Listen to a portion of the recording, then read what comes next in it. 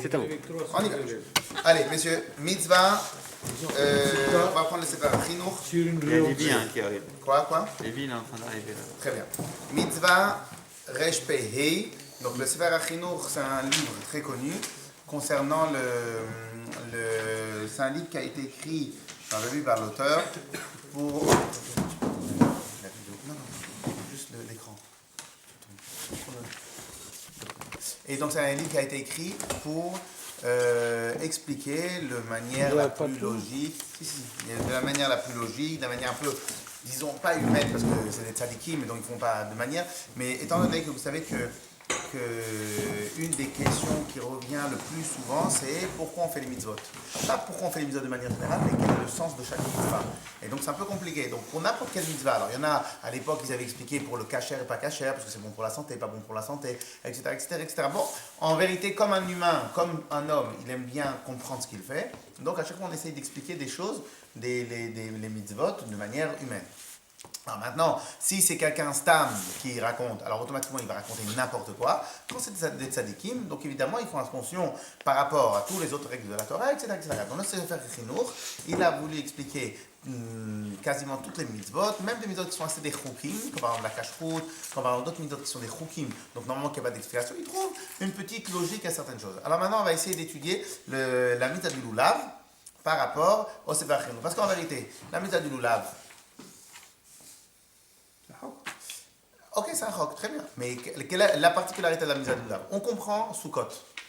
Sukkot, on comprend. Pourquoi? Parce qu'on est sorti d'Égypte, Akadosh Baruch Hu nous a protégés, donc on met la soukha. Allez, la soukha, c'est assez classique. On arrive à saisir l'explication. Mais le lulav, quelle est la raison? C'est pas un peu comme les 4 enfants de Bessar? On est un peu dans le même des 4. Pas mal. Mais Tachles, il n'y a pas Veigata, en tout cas, à Pessah, il y a un lien des 4 enfants, Veigata Levincha, quelque chose de la Torah. Pourquoi pas? De toute façon, on avait expliqué que le lien de 4, après, on va peut-être revenir dessus sur le lien de 4. Mais Tachles, la mise du Lulav, Mandechar Shemei. Pour remplacer les filles. Où elle est arrivée ici, Sukkot? Pourquoi Sukkot? Pourquoi pas à Pessah? Qu'est-ce qu'il vient faire ici? C'est quoi le lien? Sukkot, c'est Sukkot, Lulav, c'est Lulav. Quel rapport? Ok? Donc ça, c'est un lien. En plus de ça, bon, on va essayer d'un tout petit peu de comprendre. Et en plus de ça, une des choses qui dérange tout le temps, la vérité, personnellement, quand on le fait dans la rue aux gens, bon, c'est les nanouim. Ça fait un peu peur, quoi, des fois. Il faudrait essayer d'un tout petit peu comprendre. Alors, on va essayer de voir si on peut trouver un peu dans la Gemara, on peut trouver un peu dans les livres, il y a des gens qui vont nous regarder sur la vidéo, mais bon, c'est le truc. On fait des nanouim, c'est quoi l'ignan? Ok, on a compris? Et donc, pour essayer de faire, pour essayer de mieux vivre la mitzvah et comprendre un peu plus des choses. Allez, on y va. Alors, donc, évidemment, la mitzvah, telle qu'elle est écrite dans le Sefer Chinuch, évidemment, c'est la vie du Sefer Chinuch, mais de toute façon, ça va nous donner un tout petit peu ce qu'on appelle un paysage, et après, on pourra essayer de travailler un tout petit peu dessus. D'ailleurs, il y a eu Minhas Chinuch qui a commenté. Exactement. Tellement c'est important. Exact. Mitzvah Lulav. Donc, dans le Mitzvah Chinuch, dans le Sefer Chinuch, il ramène les points essentiels, et après les points essentiels, il ramène son avis à lui. Alors, on y va. Mitzvah Lulav. La mitzvah de Lulav, Shenikach B'yom HaRishon, Shel Chag HaSukkot. On prend le premier jour. Alors, pourquoi le premier jour et pas les 7 jours? Pourtant, on fait 7 jours, non? Parce qu'en vérité, dans le Pasuk, il y a marqué Ulkartem Lachem B'yom HaRishon. Mitzvah Taseh Doraita, la mitzvah de la Torah, c'est le premier jour. C'est pour cela que dans la halakha, comme on l'a dit ici, le premier jour, comme il y a marqué le Kartem Lachem, et nous on a une règle que lorsqu'il y a marqué Lachem, c'est que c'est à vous. Donc c'est pour ça qu'on a dit que si maintenant quelqu'un il a envie d'être acquitté de la mitzvah de Lulav le premier jour, je suis obligé de lui donner à condition qu'il me le rende. Ça c'est le premier point. Deuxième point, Ul Kartem Lachem B'yom HaRishon. C'est pour cela que tous les hidurim, malheureusement et heureusement, et ce que vous voulez, tous les grands hidurim de toutes les Abba Minim, c'est le premier jour. Après, on est beaucoup mekil. Pourquoi? Parce que c'est des Rabbanan. Maintenant, le Derabanan, il est important. On va voir que c'est aussi Zecher, comme c'est un souvenir comment on faisait au Beth Amikdash, etc., etc., etc. Ok, en tout cas, Mitzvah Lulav, Shenikach B'yom HaRishon Shel Chag HaSukkot, de prendre le premier jour de la fête de Sukkot, Biyadenu dans nos mains, Peri Etz Hadar, donc un fruit qui s'appelle le Peri Etz Hadar. Alors sur ça, il y a Peri Etz Hadar. donc un fruit qui s'appelle Pri Etz Hadar. Alors, on a étudié dans la halakha que c'est quoi le pshat, le Pri Etz Hadar? C'est un fruit qui habite toute l'année dans l'arbre. Et donc, ça, c'est le hétrog, puisque le hétrog, c'est pas un fruit de saison. Bien évidemment, c'est un fruit de saison, mais en final, il profite de toutes les saisons. C'est-à-dire, il a 1 an de vécu. Et donc les commentaires nous expliquent c'est quoi Hadar. Hadar beilano kol hashana. Il vit dans son arbre, il a la dour, il vit dans son arbre toute l'année. Kapot temarim. Donc un kapot temarim, ça c'est le lulav. Alors c'est quoi kapot temarim? Temarim c'est la date et kafut ça vient mais le langage kafut bien courbé, pas courbé, serré. Ok, et donc ça veut dire que le lulav, on doit le prendre du dattier tant qu'il est encore serré. Parce qu'en vérité, une fois que le lulav il a pris son aisance, qu'est-ce qu'il fait? Il s'ouvre totalement, comme les choses qu'on peut trouver pour couvrir le srar. Ensuite, on a dit V'anaf etzavot ve'ar benachal. On a dit le hadas et le sol. Ou bah hapirouche qui prie etzadar, c'est haïtrog. Après, on a expliqué que le Pri Etz Hadar, c'est le hétrog, kapot marim, c'est le lulav, venirtav kapot chaser vav, les ramos, she'achiu, she'nikach lulav echad, lo shnaim. Pourquoi il y a marqué kapot chaser? Parce que vous savez ce qu'il y a marqué, voilà exactement, parce que vous savez ce qu'il y a dans la Torah, en vérité plein de mots qu'on peut écrire malé et chaser. Malé, c'est entier. Entier, ça veut dire avec toutes les voyelles qui nous servent à mieux comprendre le mot. Et des chaser, c'est lorsque tu as enlevé une voyelle. Dans le cas où on dit qu'il est chasser, qu'on a envoyé une voyelle, donc c'est pour nous apprendre qu'il manque, qu'il y a une certaine sorte d'exception. Et ici, c'est quoi l'exception? C'est qu'en vérité, on doit prendre un seul lulav et pas de lulav. Alors que pour le hadas, on en prend 3, pour arvenachal, on en prend 2, mais en tout cas pour le lulav, on en prend un seul. Ou hadas. Le Anaf Etz Avot qui est marqué dans le Passouk, c'est le Hadas, parce que Avot, c'est aussi, on apprend de là, qui doit être les 3 sur la même étage. Ve'ar Menachal, et Arava Yedor Israël, c'est le sol qui est connu. Alors ça, pour l'instant, c'est le principe, c'est le grand classique qu'on connaît. Mais chercher un mitzvah, pour comprendre le principe de cette mitzvah-là. Alors d'abord, Akdama. Alors vous allez voir, c'est un peu philosophique. Ok, la préface elle est un peu philosophique, mais c'est pas grave, on va prendre ce que nous on va savoir comprendre. Kvar katavti lecha beni. Je t'ai déjà écrit mon fils. Alors d'après ce que j'avais compris, c'est qu'en vérité lui, le Sefer HaChinuch, il avait au début voulu enseigner à son fils.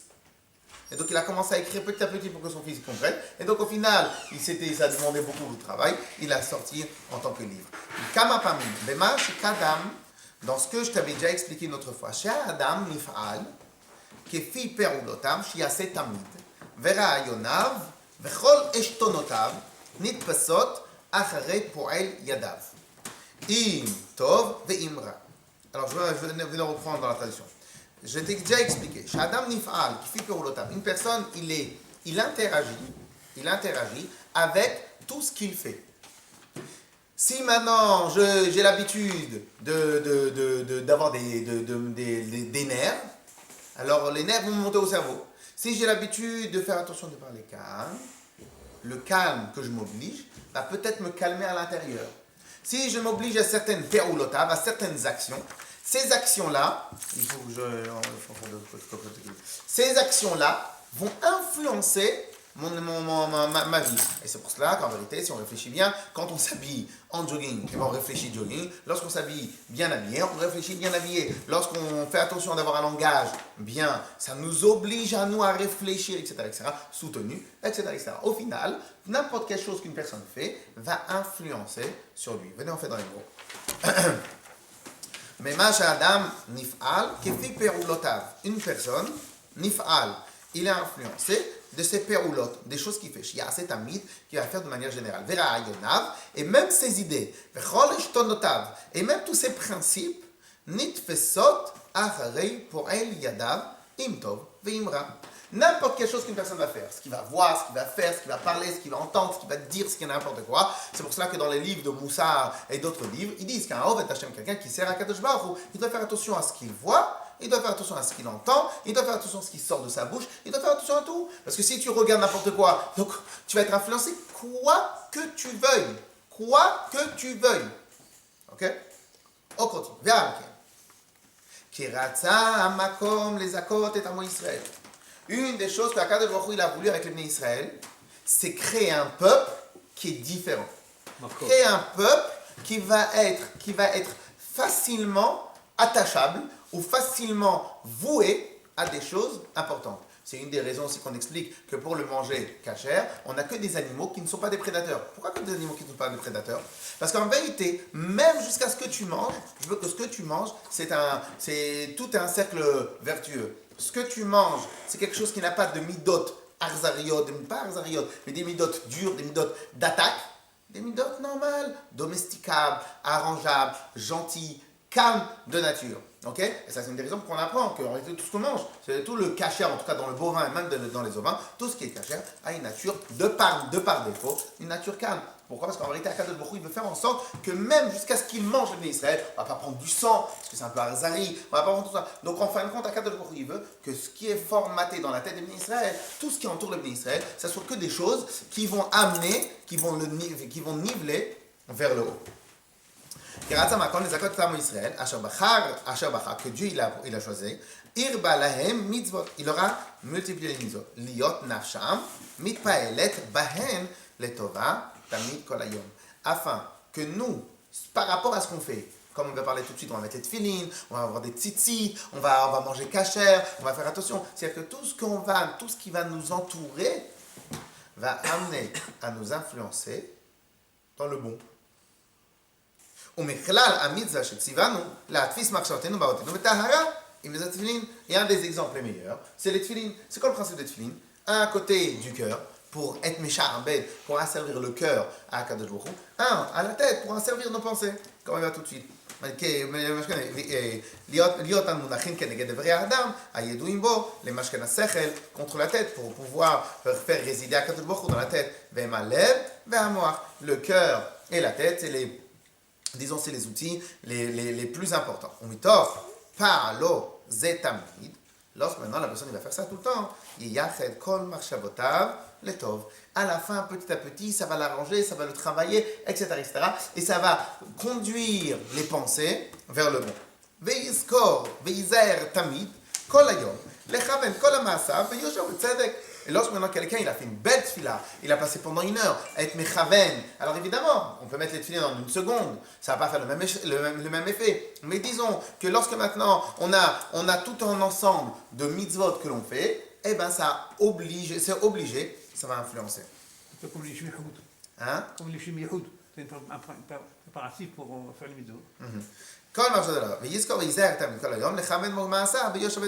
Et on va faire attention de pouvoir toujours diriger nos actions de manière droite. Alors maintenant on arrive au lulav. Alors on va voir c'est quoi la chita du Sefer HaChinuch au lulav. וכמו מצוות הלולב עם 3 מיניו מזה השורש היא.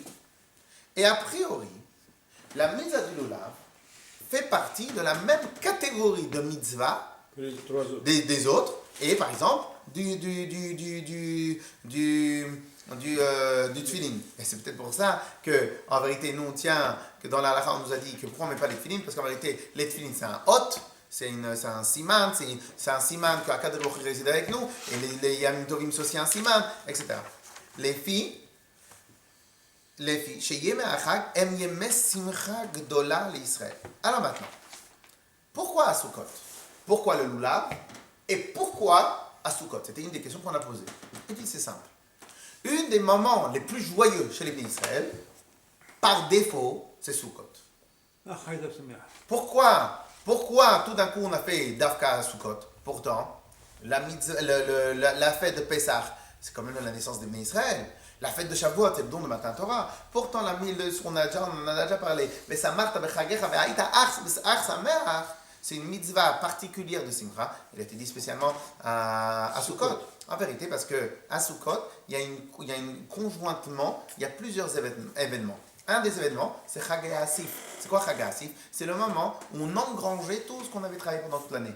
Quand quelqu'un travaille pendant 10 mois, et il voit que c'est difficile. Et là, on a la moisson, on ramène tout dans les granges. Et bah, au Hachem, les granges sont remplies. Qu'est-ce qui se passe? C'est différent quand tu as le compte en banque plein, quand tu as le compte en banque un peu plus vide. C'est un peu différent. Et même si tu sais que tu vas avoir, c'est différent. Et donc, qu'est-ce qui se passe? Nous, on a la mitzvah Sukkot, tombe au moment des moissons. Donc, qu'est-ce que l'homme, il est? L'homme, il est super heureux, super content. Dieu préserve. Quand quelqu'un, on en a déjà parlé plusieurs fois au Betraval, que la nature humaine, elle est quoi? Shamanta avita kasita. Lorsque maintenant quelqu'un, il est rempli, à ce moment-là, il commence à manger plus, il commence à oublier Akadosh Baruch, il commence à faire plus de choses. Qu'est-ce qui se passe? Akadosh Baruch, tout de suite à ce moment-là, paf, il t'a mis des garde-fous, il t'a mis des barrières, pour ne pas que tu commences à venir à t'oublier. Alors regardez dans les mots.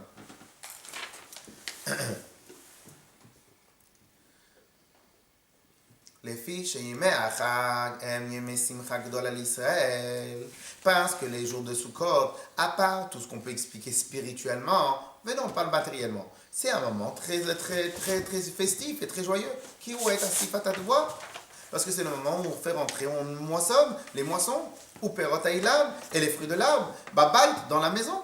Ve'az, ismechu bnei adam simcha rabba. Et les enfants, et les gens, ils vont être joyeux d'une grande joie. Umipneken, nikra chag ha'asif. Et c'est pour ça qu'il est appelé chag ha'asif. Alors qu'est-ce qui se passe?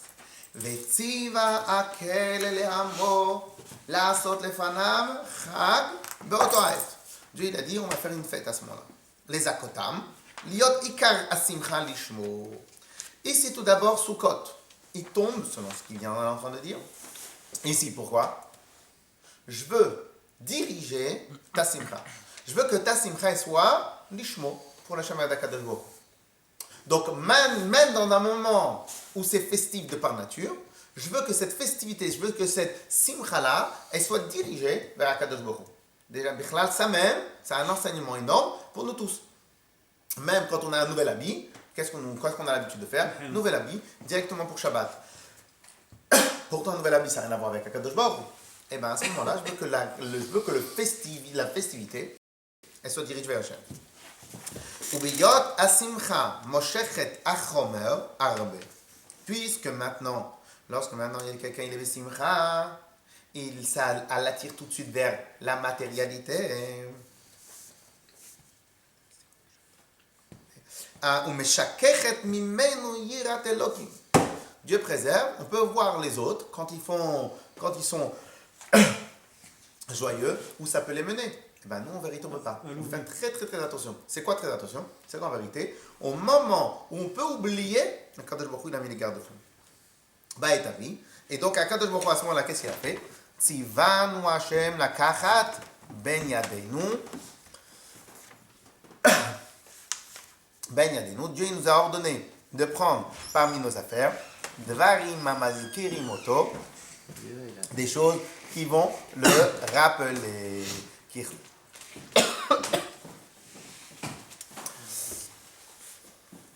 le. Kichol simchat libenu lishmo v'levodo. Afin que toute la simcha de notre cœur, lishmo v'levodo, en l'honneur d'Akadosh. Ve'aya mirtsono liot amaskir mina mesameach kmo she'aet et asimcha. Alors maintenant, autre paramètre. Qu'est-ce qu'il a fait Dieu? Il a fait un autre paramètre.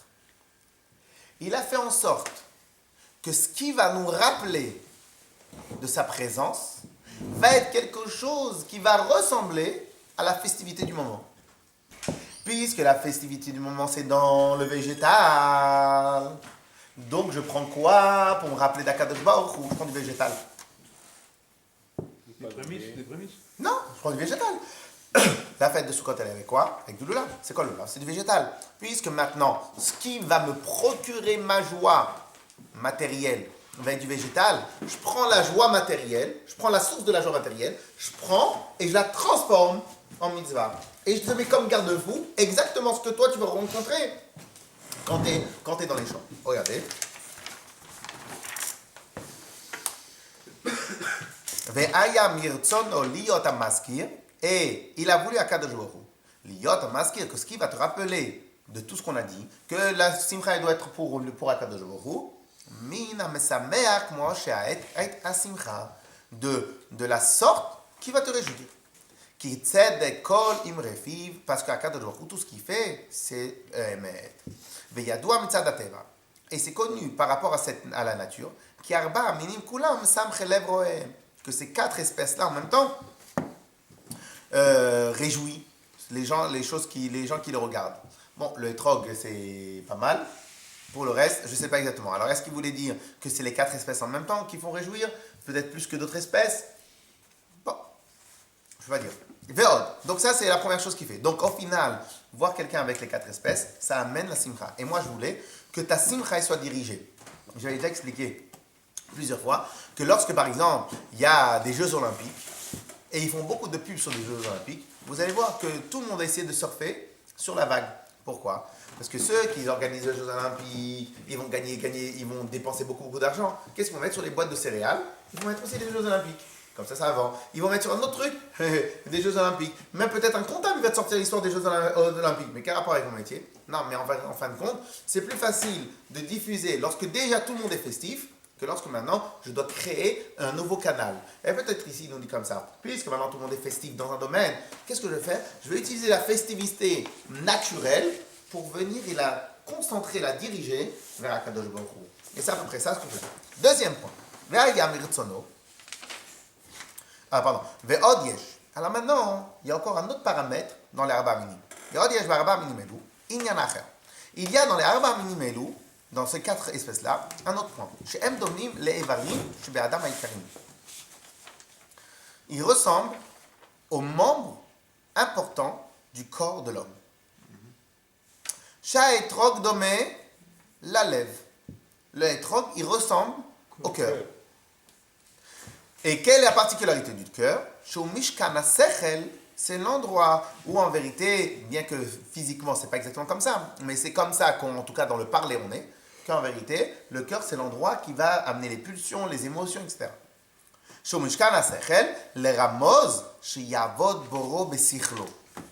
Tenir le etrog dans la main, c'est de se rappeler qu'on doit servir à Kadosh Baruch Hu avec nos émotions. On doit servir à Kadosh Baruch Hu, on doit mettre nos émotions au service à Kadosh Baruch Hu. On doit mettre nos pensées, on doit mettre notre cœur au service à Kadosh Baruch Hu. Ve'a lulav. Doma, le shidra. Le lulav lui va ressembler à la colonne vertébrale. Quelle est la particularité de la colonne vertébrale? C'est que c'est l'essentiel de l'homme. Si quelqu'un du préserve, chez Yaïkar, chez Adam, les Ramez, chez Yashir, Kol Gufo, la Vodato Baruch Hu. Que l'homme, il doit tout concentrer, donc tout l'essentiel de son corps, il doit le concentrer pour Akadosh Baruch Hu. Ve'a hadas, domé lainaï. Si vous prenez le hadas, d'un certain côté, il y a un hadas au milieu, sinon il y en a 2 en forme ovale, en forme d'amande, sur les côtés.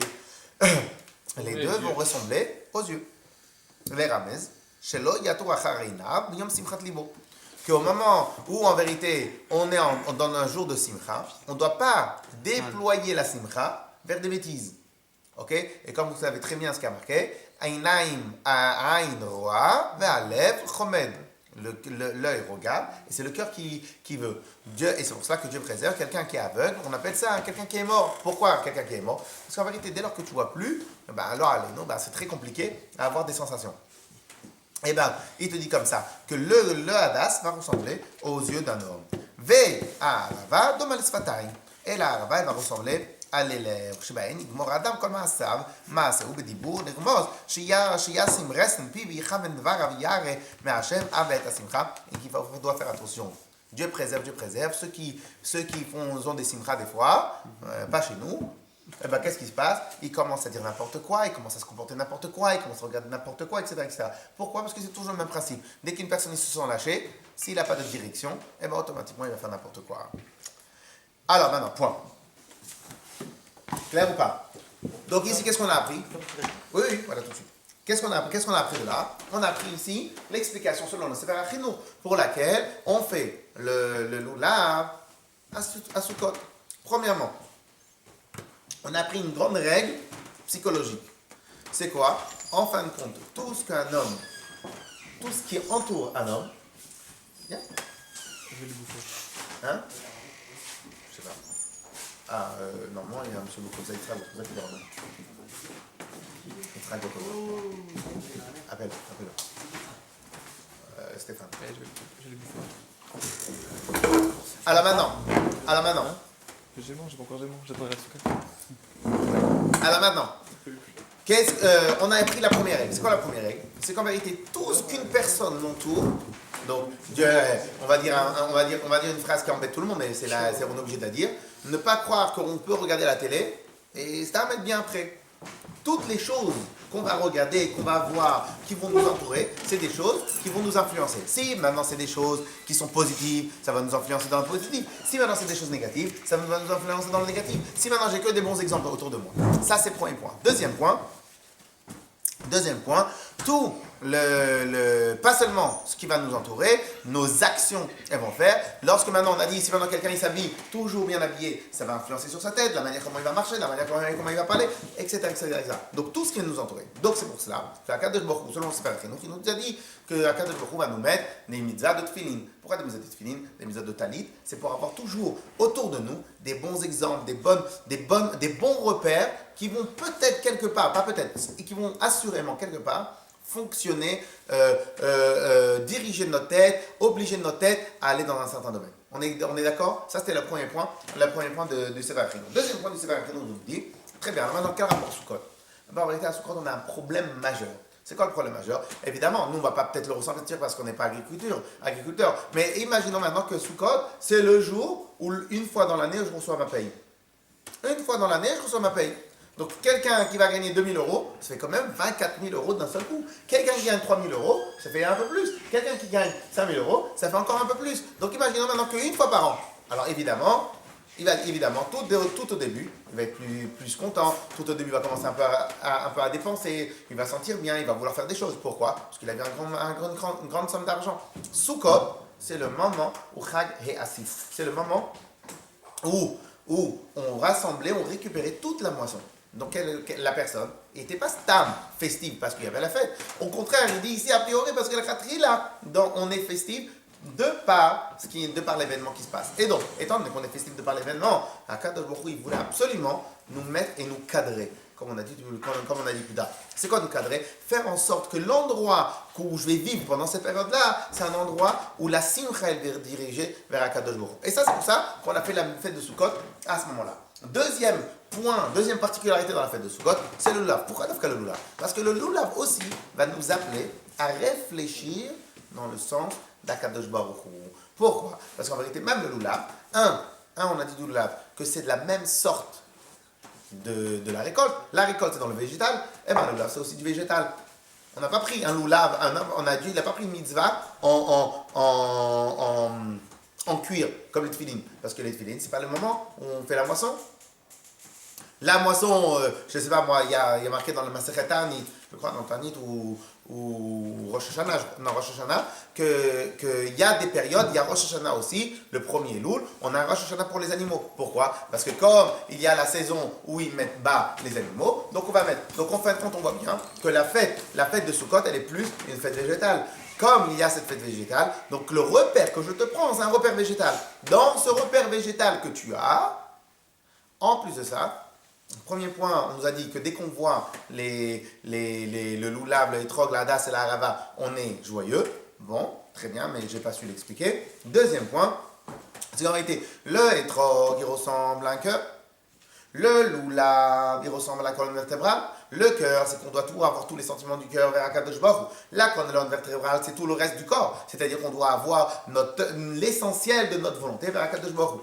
Le hadas, il ressemble aux yeux. On doit faire attention. Il faut faire attention de ne pas laisser les yeux aller vers les mauvais endroits. Et la harava, elle ressemble à la bouche. Il faut faire attention à ce que tout ce qu'on va parler va être que des bonnes choses et que des tishbachot pour Akadosh Baruch Hu. Clair? Ça, c'est la mitzvah du lulav. Donc, on a répondu, selon Sefer Chinuch, pourquoi à cette période et pourquoi ça? Pourquoi cette période? Parce que c'est festif. Pourquoi Sukkot? Parce que, justement, on veut rajouter une mitzvah à ce moment-là pour diriger. Pourquoi le lulav? Parce que ça rassemble, c'est le végétal comme ce qu'on est en train de récolter. Et deuxièmement, parce que ça nous rappelle aussi comment une personne doit se comporter. Le cœur, le cœur, la bouche, les yeux et la colonne vertébrale, donc toute la personne. Clair? Mais je veux bien que ce soit pour l'époque, pour rappeler le végétal par rapport aux moissons, etc. Déjà, aujourd'hui, nous, enfin, on n'est plus dans les moissons végétales, etc. On est dans du concret, quoi. On est Alors, plus en train de bon, moissonner. je ne l'ai pas expliqué au début, mais j'ai quand même dit un tout petit peu au début. Il y a le style du Sefer HaChinuch, c'est un style particulier. C'est peut-être, à la rigueur, on va dire, que dans les mitzvot, il y a deux parties. Il y a deux manières de voir les mitzvot. Du haut vers le bas, ou du bas vers le haut. Ou bien elles sont divines, et ils ont été habillés dans quelque chose matériel, ou bien elle provient, entre guillemets, d'un problème matériel, et que dessus, Akadosh Baruch Hu, il nous a mis pour nous arranger. En d'autres termes, il y a plusieurs manières comment on expliquer les mitzvot. Il y en a qui disent, beaucoup qui disent que les mitzvot sont venus là pour nous arranger. Les taken, et les mitzvot sont venus pour être une taken, les gens, pour arranger les gens. Mais en vérité, dans la Chassidut, par exemple, on explique, dans la Kabbalah, on explique que les mitzvot ne sont pas venus pour arranger les gens. Les mitzvot, c'est un niveau beaucoup plus élevé, puisqu'en fin de compte, Akadosh Baruch Hu, il a vu dans le monde, dans les mitzvot, dans la Torah et les mitzvot, et il a créé le monde. Donc c'est les mitzvot qui étaient avant le monde. Donc il y en a qui vont dire que les mitzvot nous ont été donnés pour arranger le monde, et il y en a d'autres, comme dans la Kabbalah, qui vont dire non. Les mitzvot, c'est le but suprême du monde. Il n'est pas venu pour arranger les gens. Un exemple, imaginons maintenant que je suis quelqu'un qui est un tzaddik, je n'ai pas besoin de faire les mitzvot. Parce que je suis déjà arrangé. Alors que selon la Shita, Tu ne serais pas vivant. alors que selon la Shita de la Kabbale, les mitzvot ne sont pas un moyen, mais sont un but en eux-mêmes. Le but de la création, c'est de faire les mitzvot. Après, il y a aussi un autre but encore plus élevé, mais déjà. Alors que l'autre, les buts de mitzvot, c'est un moyen. Donc peut-être que le Sefer HaChinuch va utiliser cette Shita-là, que les mitzvot sont un moyen de s'arranger pour expliquer à son enfant. Et évidemment, lorsque maintenant on va comprendre un peu plus, comme on va voir tout à l'heure, quand on va comprendre un peu plus, à ce moment-là, on va essayer de passer et de sortir un peu de cette matérialité pour aller plus loin. Mais pour l'instant, on a dit que c'était l'avis de Sefer HaChinuch. On est très souvent, on étudie plusieurs shittot dans plein de domaines. Donc ça, pour l'instant, c'est l'avis de Sefer HaChinuch. Ok? On avait dit qu'on a terminé, mais pour l'instant, c'est l'avis du Sefer HaChinuch. Ok? Très bien. Alors maintenant, pourquoi Davka, alors pourtant, la mitzvah du Lulav, Al Pitora, c'est le premier jour. Pourquoi c'est le premier jour? On aurait dû faire 7 jours. On aurait dû faire 8 jours. 7 jours. Alors regardez.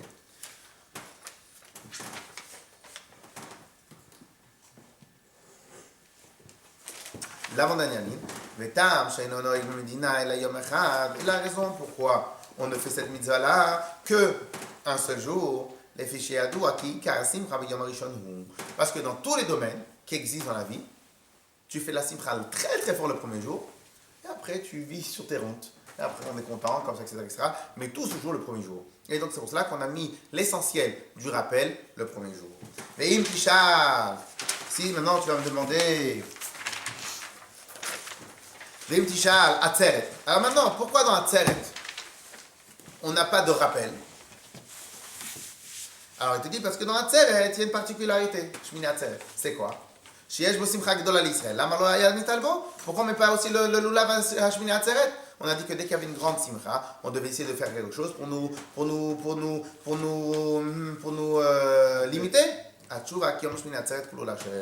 או כמו שאמרו זיכרונה לברכה, משל המלך שעשה סעודה וכולי. כדאיתה במדרש. Parce qu'en vérité, שמיני עצרת, il a une particularité. C'est qu'à la base, une fois que j'ai déjà géré ce que j'avais à gérer avec la simcha des 7 premiers jours, Shmini Atzeret, il est kulo l'Hashem. Comme il nous ramène l'exemple qui est marqué dans le Midrash, qu'en réalité c'est un roi, qu'il a eu tous ses enfants, dans notre cas nous, il a eu ses enfants à Rosh Hashanah, il a eu ses enfants à Yom Kippour, il a eu ses enfants pendant 7 jours, à la fin tout le monde va partir, seulement papa au revoir, non, attendez, passez encore avec moi un repas. Et ça le pshat de Shmini Atzeret, arrêtez-vous. Et donc, c'est un moment où il est complètement spirituel. Mais quelque part, les 7 premiers jours, on avait besoin un peu plus de les limiter dans leur manière. Cacher les président. Hein?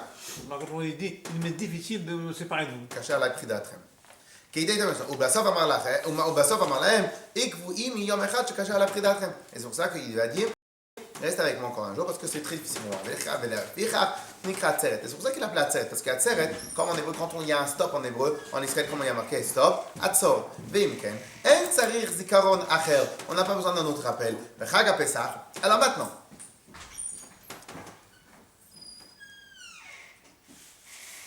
Ah, maintenant, à Pessah, on n'a pas besoin du loulav. Pourquoi on n'a pas besoin du loulav? Un, parce que chez Aremata au Maroc, et quoi qu'il arrive ici, il y a les instruments de la fête. Et à Pessah, on n'a pas la même simcha.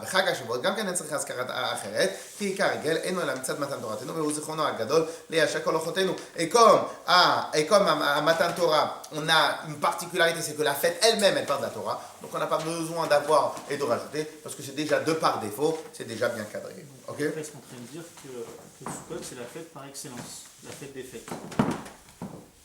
Et pourtant, à Matan Torah, le don de la Torah aussi, on devrait être joyeux. Non, on n'a pas dit. Oui. Alors voilà. Non. Alors on n'a pas dit que c'est la fête des fêtes. On a dit que c'est la fête où il y a une simcha particulière.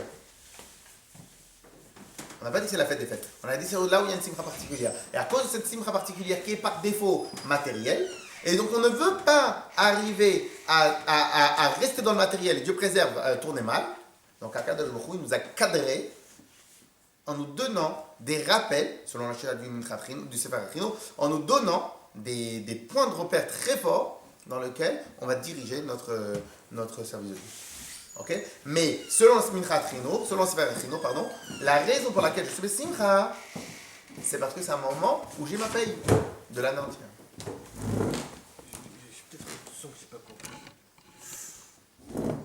Je crois que ça décoré, moi. Il faut bien que je fasse quelque chose.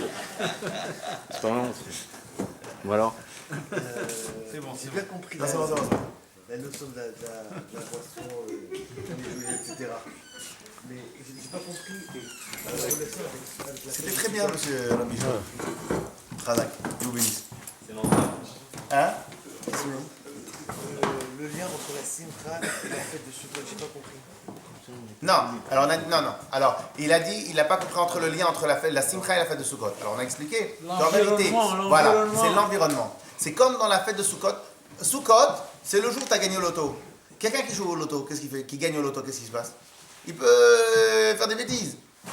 Il ne sait pas conduire, il va acheter une Ferrari. Il va se rentrer dans un arbre. Oh, mais quel rapport Donc comme Sukkot, à l'époque où les Bnei Israël étaient essentiellement agriculteurs quand on est rentré en Israël, le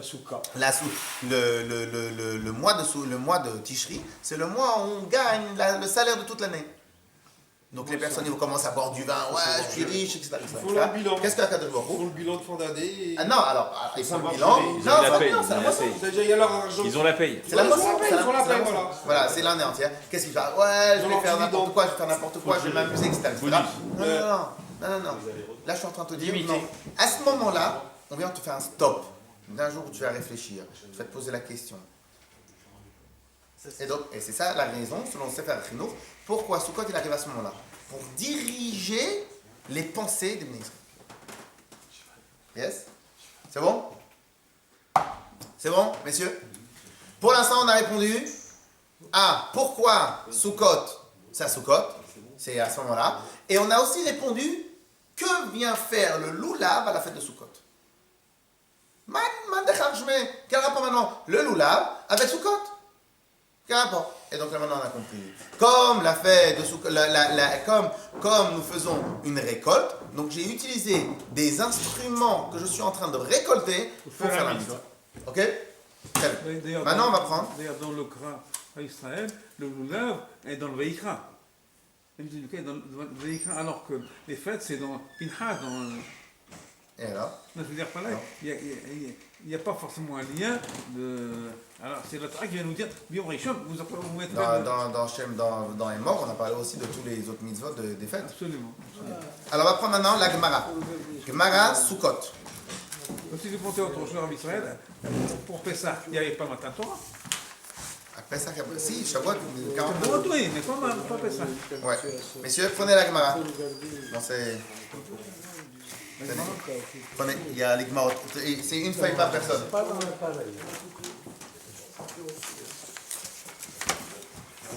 Daf, Lamed, Zayin et Lamed Chet.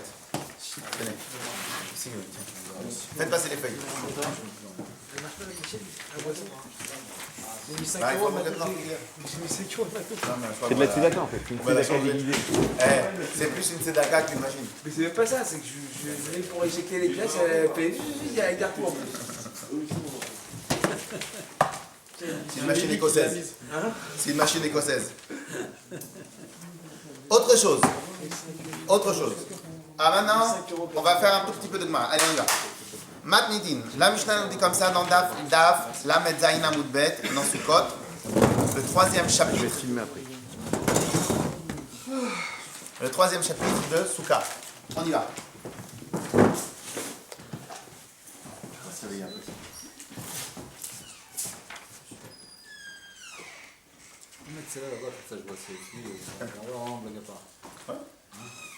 Alors on y va.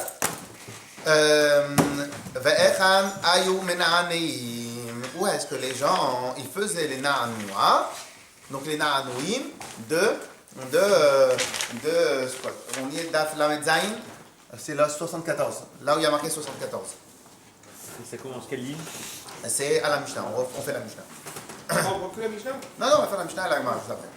Il va? Alors, Ve'echan ayu mena'anim. Où est-ce qu'on faisait les na'anoua avec le lulav? On faisait les na'anoua behodou lachem, comme nous on fait aujourd'hui. Trila vesof. C'est quoi Trila vesof? Le premier hodou. Dans page 74, vous n'avez pas sur page 74? Non, parce qu'il y a un... Milieu. C'est double. Milieu.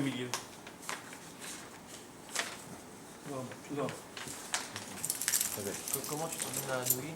Na'anouim, les balancements. Quand on fait... quand on prend le lulav, on fait comme ça. On fait comme ça, tac, tac, tac. Ouais, ok. Ve'echan anu mena'anim. Donc, dans quel endroit ils faisaient les na'anoua avec le lulav? Ve'hodou lachem. On faisait dans le hodou lachem kitov, ki l'olam chazo. Trila vesof, donc le premier et le dernier, puisqu'on a deux reprises dans le Hallel, le Hodou Hashem Kitov. Ou Be'ana Hashem, Oshiana. Quand on dit Ana Hashem, Oshiana, Divrei Bet Hillel, comme ça c'est la chita de Bet Hillel, ou Bet Shammai, ils disent Av Be'ana Hashem, Atzlichana. Eux ils faisaient encore une fois dans Ana Hashem, Atzlichana. Non, on ne fait que Ana Hashem, Oshiana. Bet Hillel faisait aussi Atzlichana. Quand on dit où, ça veut dire c'est dans quelle prière, dans quelle tefila? Ça vise le Hallel là. Oui, bien sûr. Ok. Pas dit géographique. Amar Rabbi Akiva il dit Sauf Haïti Raman Gamliel et Rabbi Yoshua. Je regardais moi Raman Gamliel et Rabbi Yoshua. Alors ceux qui ont étudié un peu Masechet Brachot, ils savent que là-bas, Raman Gamliel, on apprend de là-bas que Raman Gamliel, c'était le chef du Sanhedrin. Et donc il avait une grande autorité. Mais que Rabbi Yoshua, c'était un très grand. Et à 2 ou 3 reprises, Rabbi Yoshua s'est mis en machloket avec Raman Gamliel. Parce qu'il se sentait l'égal de Raman Gamliel. Et donc c'est peut-être pour ça que Rabbi Akiva, que lui il était arrivé un peu plus tard, c'est-à-dire au début il n'était pas vraiment un chef comme les autres, donc lui-même dit, moi-même j'ai regardé Raman Gamliel et Rabbi Yoshua comment ils faisaient, qu'eux-mêmes c'était des très grandes références, et qu'est-ce qu'ils faisaient? Que tous ils faisaient les loulav dans peut-être aussi dans Atzlichana, peut-être dans d'autres domaines. Par contre, venez vous asseoir. Par contre, eux ils ont fait seulement dans Ana, Hashem, Oshiana. Tu peux donner des feuilles aux autres? C'est la même chose. Passe à ton voisin. Clair ou pas? Pistonné, ils ont en plastique. Ouais. Non, on va prendre sous la souka, si possible. Ah, d'accord. On va faire un petit stop à 3h30, on va faire un petit stop. Bonne dégustation. Je la laisse là alors. Hein? Je la rabille comme ça. Ah, dans un petit quart d'heure. Allez, là. Ok. Alors on y va. Alors, donc vous avez compris. Donc qu'est-ce qu'il a dit Rabbi Akiva? Moi j'ai vu que Raman Gamliel et Rabbi Yoshua qui étaient les grands maîtres de l'époque. Donc évidemment Raman Gamliel, lui c'était le chef du Sanhedrin, mais Rabbi Yoshua il n'était pas en reste. Qu'est-ce qu'il faisait? Il faisait que dans Ana Hashem Oshiana et pas dans Atzlichana. Et pas dans Odou la Doshem. Comment? Et pas dans Odou la Doshem. Exactement. Alors maintenant, question. Les Na'anouim, ça représente quoi? Exactement. Bah, les points cardinaux, en haut, en bas, droite, gauche. Après, je prends mes tefilines et je fais la même chose. Ok, je prends les tefilines et je fais la même chose. Bah, c'est la fameuse expression du corps pour Hachem, c'est ça? Non, c'est de la voix. Alors, Oui, non, attention, mais c'est des attention. mouvements, là, on Faut bouge. savoir que il y a une très grande. Il faut savoir qu'il y a une très grande discussion dans la halakha. Comment on fait pour être acquitté du lulav et du etrog? Parce qu'en vérité, ce que la Torah nous dit, ou le kartem lachem, vous allez vous prendre. Donc dès lorsque, est-ce que ça s'appelle prendre le téléphone? Mais on Ça le s'appelle secoue, prendre le téléphone? on le secoue. Mais non, ça s'appelle prendre le téléphone. Je n'ai pas besoin de faire ça pour dire j'ai pris le téléphone. Donc Alpitora, dès lors que je pris le lulav, le etrog et tout dans la même main, j'ai été Yotzei Yedei Chova. Donc en fin de compte, c'est une discussion. À quel moment je suis Yotzei Yedei Chova, à quel moment je fais la mitzvah, pas la mitzvah. On est d'accord? Donc si c'est comme ça, donc, man dechach shmei, d'où ça provient les nanoïm? Où est-ce qu'on a vu de faire ça? Donc qu'est-ce qu'il faut essayer de faire? Pour comprendre quel est le but des nanoïm, il faut essayer d'aller chercher dans un autre endroit où est-ce qu'on a vu des nanoïm. Dans auquel autre mitzvah avons-nous vu des nanoïm? C'est pas dans les sacrifices. Pas mal. Quoi, Parce qu'il y a les balancements comme dans la paracha avec les Cohen et tout. Exactement. Chazak. À Kippour, alors. Ouais, je peux pas faire que des bêtises. À Kippour, alors. Non, pas que Kippour. Bah si, quoi. Non, Il fait les balancements des... Mais parce que c'est le sacrifice. C'est le sacrifice de Kippour. Non, Ah, c'est tout le toujours- sacrifice. Ok? Alors, venez. Revenons, on regarde. Nanoua mandechar shmei. Atam kai. Nanoua. Qui nous a parlé de nanouim? En vérité, là, c'est juste la Gemara, on ne va pas rentrer dans les détails. Atam kai. Kol ulav sheyesh bo shloshat tfachim kedei lena'anea bo. Kasher. La Gemara elle demande, mais attends 2 secondes, dans cette Mishnah, il part du principe qu'on aimait na'anea, qu'on balance le lulav. Mais mandechar shmei, où est-ce qu'on a vu ça? Il n'y a pas marqué qu'on doit balancer. Toi, tu me dis, à quel moment je balance? Mais d'abord, il faudrait m'apprendre qu'il faut que je balance. Donc, la Gemara demande, mandechar shmei. D'où ça provient ce lien-là? Baruch haba. Alors, il répond, comme on a vu une halakha sur le lulav, que quelle est la hauteur minimale d'un lulav? La hauteur minimale. Si maintenant j'ai un lulav grand comme ça, c'est caché ou pas caché? Des tefilines, on a vu des tefilines qui font 2 cm sur 2 cm, sur caché, on les mehadrin, qui sont super cachés. Si maintenant j'ai un lulav, je prends un lulav hyper high-tech, qui se sort comme ça, tac, tac, tac, mais au final il fait 5 cm, je suis caché ou pas caché? On est d'accord ou Mais pas? il y en a des petits. Ok, donc il faut un minimum. Quel est le minimum? C'est 4 tfachim. Pourquoi 4 tfachim? C'est quoi la logique de 4 tfachim? La logique de 4 tfachim, c'est pour qu'on puisse le balancer. Donc je prends la main comme ça, je peux le balancer, donc ça fait 4 tfachim. Ok? Avec le hadas qui est là, et le etrog, et le hadas et la rava, ça fait 4 tfachim. Donc qu'est-ce qu'elle nous dit la Gemara? Elle nous dit, comme on a déjà vu dans une halakha précédente qui nous dit, le lulav, quelle est la taille qu'il faut? C'est 4 tfachim afin que je puisse le balancer. Cela veut dire que je pars du principe que le lulav on peut balancer. C'est pas le sujet essentiel. Je vous avais dit que j'allais pas rentrer là. C'est pas le sujet essentiel. Le sujet essentiel est juste après. Celui qui a compris, l'a compris. On continue. Simplement par rapport à la Je vous ai vu grandeur vous qu'on a. mettre tous les yeux vers le haut. Oui, il faut une grandeur, une taille minimale pour balancer. Simplement par rapport à la grandeur que l'on a donnée, c'est une preuve qu'on peut le balancer, c'est ça? Exactement. Et comme c'est une preuve qu'on peut le balancer, donc automatiquement, la Mishnah elle a dit, ok, je le balance quand? On a appris grâce à cette halakha-là qu'on devait le balancer. Maintenant la Mishnah elle demande on balance quand. Mais c'est pas ça l'essentiel. On l'a déduit. Nan ata. Shtei alechem. Les pains de Shavuot. Ou shnei chifsei atzeret. Et les chèvres de Atzeret de Shavuot. Ketzad ou c'est de Atzeret de Shavuot.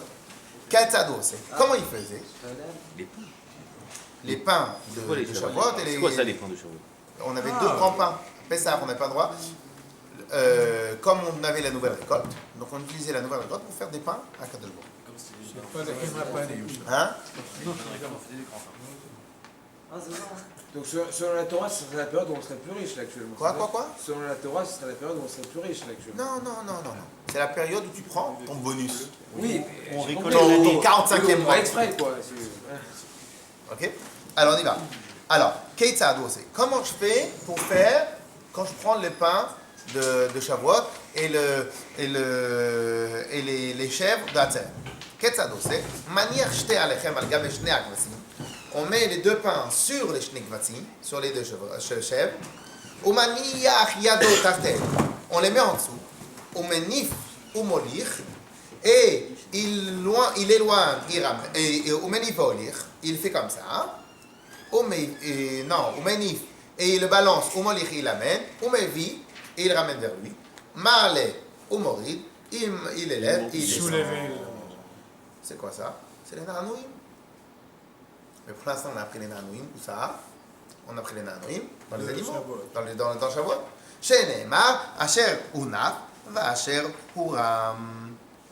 Comme il y a marqué que ce qu'il a été hunaf, il a élevé, qu'il a balancé ce qu'il a élevé. Amar Rabbi Yochanan, il dit, Moi il mevi lemi. Ah, ok. Alors maintenant, on revient sur la même question. Pourquoi dans les korbanot, on devait faire la tenoufa, on devait faire le balancement? C'est dans la paracha sur le Quand Kohen. on avait des korbanot, on devait faire un balancement comme ça. Le Kohen, il prenait. Non, mais d'accord, ok. Mais ça évoque quoi?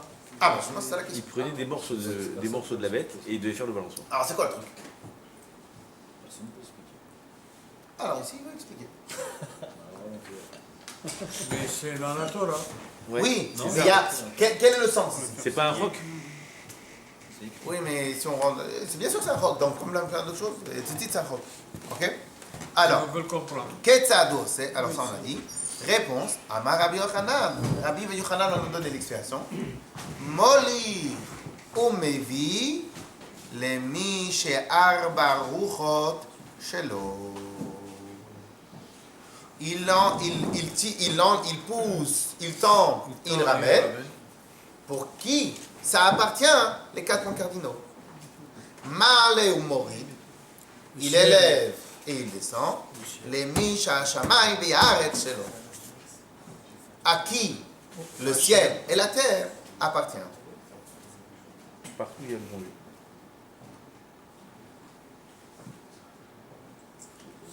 Venez regarder le petit Rashi qui est juste à côté. Les mi she'arba ruchot shelo. Sur la gauche, la troisième dernière ligne.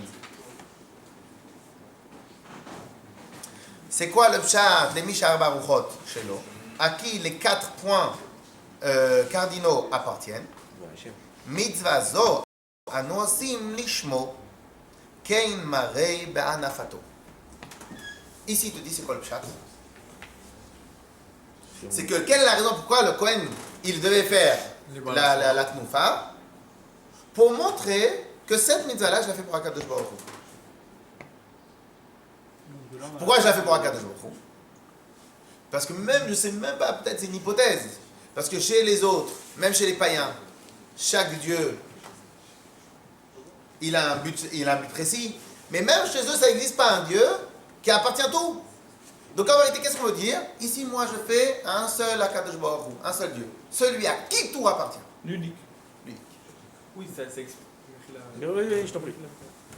Non, c'est que ça explique pas pourquoi le balancement, ça explique qu'ils vont faire quelque chose de plus pour dire. Non, ça explique aussi le pourquoi du balancement. Ça peut être aussi se jeter sur un pied, enfin sauter Ah sur bah un non. pied. Bah non, tu montres quoi? Hein? Tu montres quoi? Non, que Tu- c'est différent tu de le- notre peuplade. Que notre sacrifice à nous, tu l'as dit en fait c'était pour nous différencier des autres. Non, j'ai pas dit que c'était pour nous différencier. Ah. Non, j'ai dit qu'en vérité, quel est le seul Dieu parmi tout le monde qui dit que tout appartient? C'est les monothéistes.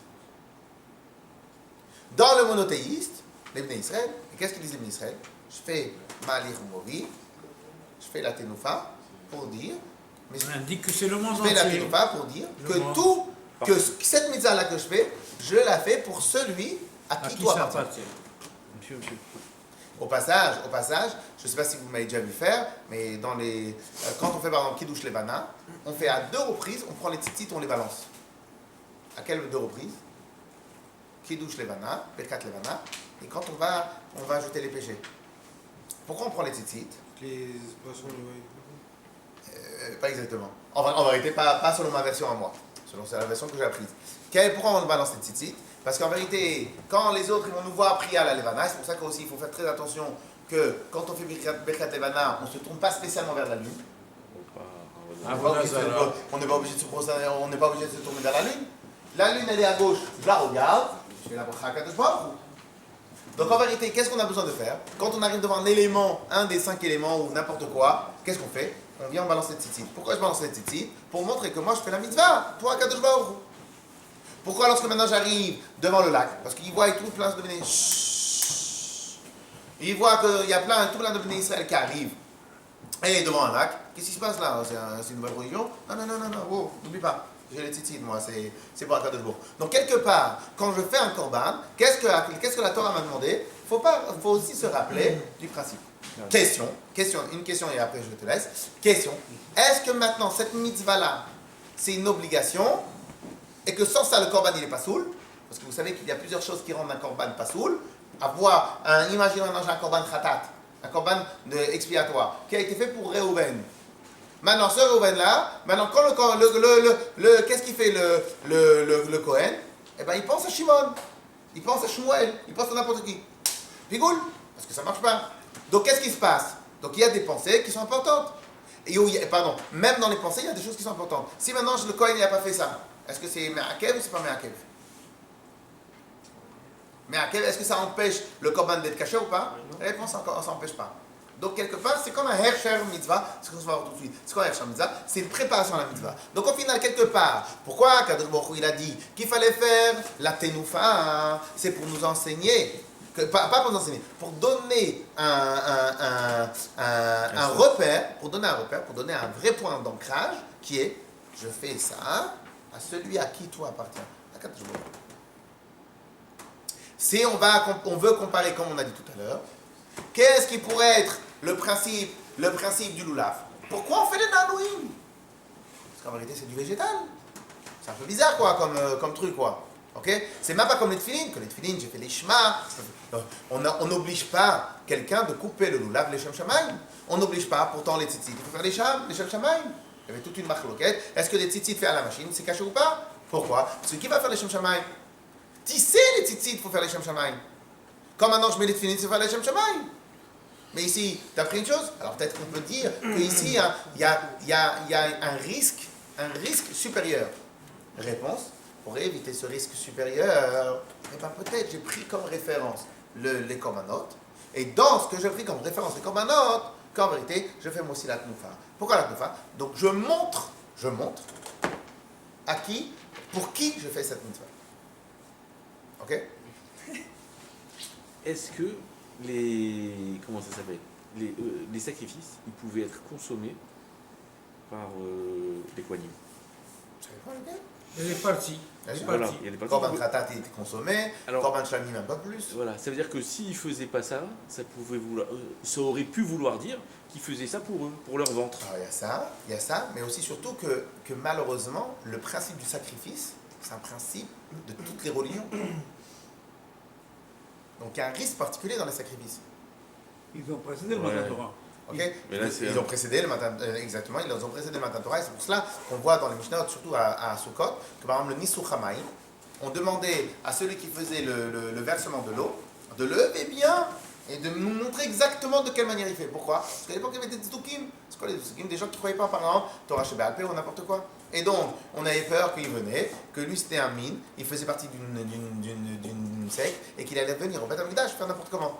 Donc il y avait un vrai risque. Dans les sacrifices, jusqu'à maintenant, le risque il a toujours été établi. Et n'oublions pas que pas seulement qu'ils existaient avant Matan Torah, c'est qu'avant Matan Torah, on pouvait faire aussi n'importe où. Donc au final, en vérité, les sacrifices, donc ils ont peut-être un risque particulier.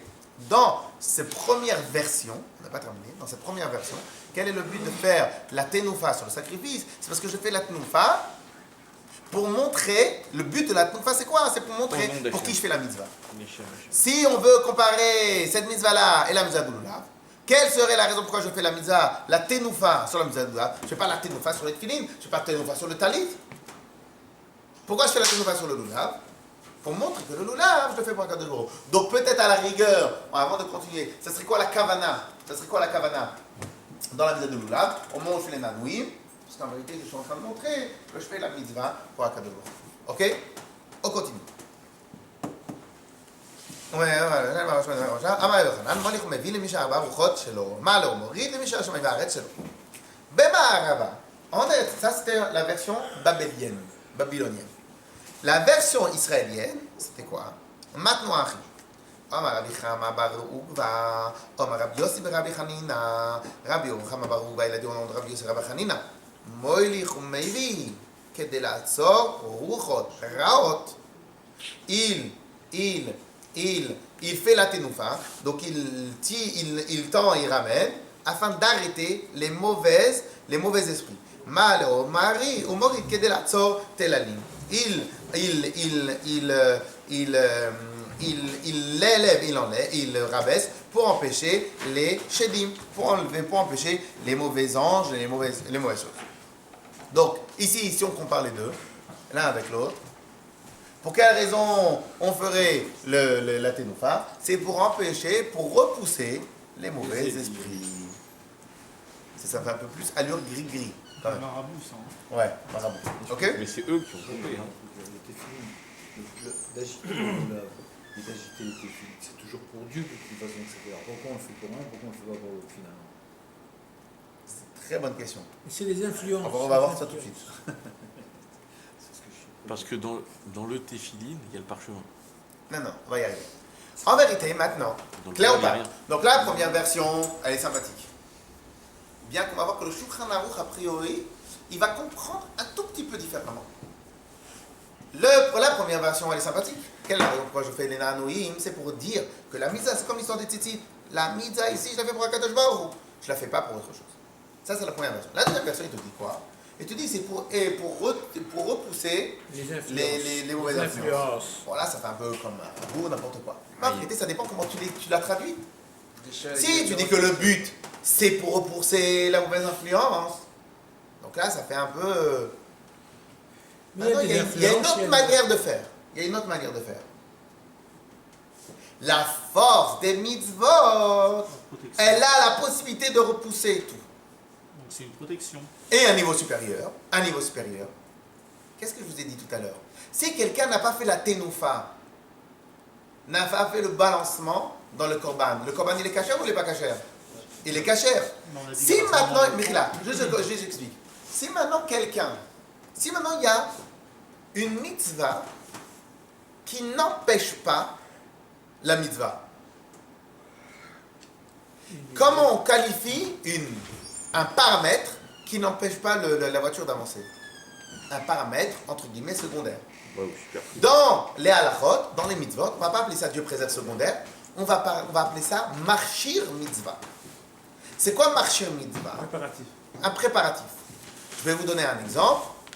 Un exemple tout simple. Alors, ça ne s'appelle pas marchir mitzvah, mais ça ressemble. Imaginez maintenant que je ne fais pas une bracha sur les tefilines. Je suis acquitté des tefilines ou pas? Oui. Et pourtant, la bracha c'est plus important. Parce qu'en vérité, la bracha n'est pas marakev. Pourquoi la bracha n'est pas marakev? Parce que la bracha c'est quelque chose en plus. C'est pour embellir un mitzvah, c'est pour faire les shem shamayim, etc., etc. De la même manière, La bracha sur un fruit, ça soit. ça c'est parce que la mitzvah c'est la faire la bracha sur le fruit. Mais quand j'ai une mitzvah, si maintenant je ne pas faire la bracha sur un fruit, ça s'ouvre. Parce que la bracha ici, c'est la mitzvah. Ok, c'est la mitzvah. Alors maintenant, pour le lulav, pour le korban, la tenoufa, elle s'appelle mitzvah ou elle s'appelle ersher mitzvah? La mitzvah ou elle s'appelle préparatif à la mitzvah? Elle s'appelle préparatif à la mitzvah. Et là, je monte d'un cran. Pas seulement la mitzvah, elle a la capacité de repousser tous les mauvaises ondes. Même un marchir mitzvah, même un préparatif, c'est même pas la mitzvah, c'est juste un hidour, c'est juste un préparatif à la mitzvah. Elle a la capacité de repousser les mauvaises ondes.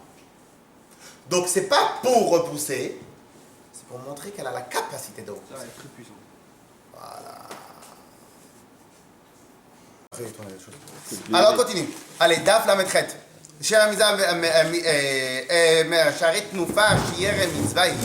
maintenant la tnoufa, le balancement, c'est seulement shiré à mitzvah, seulement les restes des mitzvot. C'est-à-dire c'est pas l'essentiel de la mitzvah. Et malgré cela, et on empêche les catastrophes d'arriver. A fortiori. A fortiori, la mitzvah elle-même. Ok? Et ça, c'est peut-être le chidouche. Quelqu'un ne serait pas parfait sans ça. Quoi? C'est un peu des exemples de perfection dans la mitzvah. Chez les maisons. Quand vous dites perfection de la mitzvah, c'est-à-dire que la mitzvah n'est pas parfaite. Non, le korban, il est accepté. Le shti alechem, les korbanot de la fête, ils sont acceptés même sans la tnouva. On dit, donc en fin de compte, la tnouva, c'est quoi? C'est un plus. Et bien même, le plus, tout seul, il a la force de repousser les catastrophes. Donc imaginons maintenant les mitzvot, à combien elles-mêmes ont une capacité de protection. Le faut tout seul. Voilà. Avec quoi? Non, mais la mitzvah, elle, Exactement, si c'est déjà, ça, c'est non, si déjà, non, il faut réfléchir à ça. Si déjà le plus de la mitzvah, le superlatif de la mitzvah, il a la capacité de repousser les catastrophes. Donc imagine maintenant quelqu'un qui fait une mitzvah mamash. Juste, tu peux répéter l'argument qui fait que.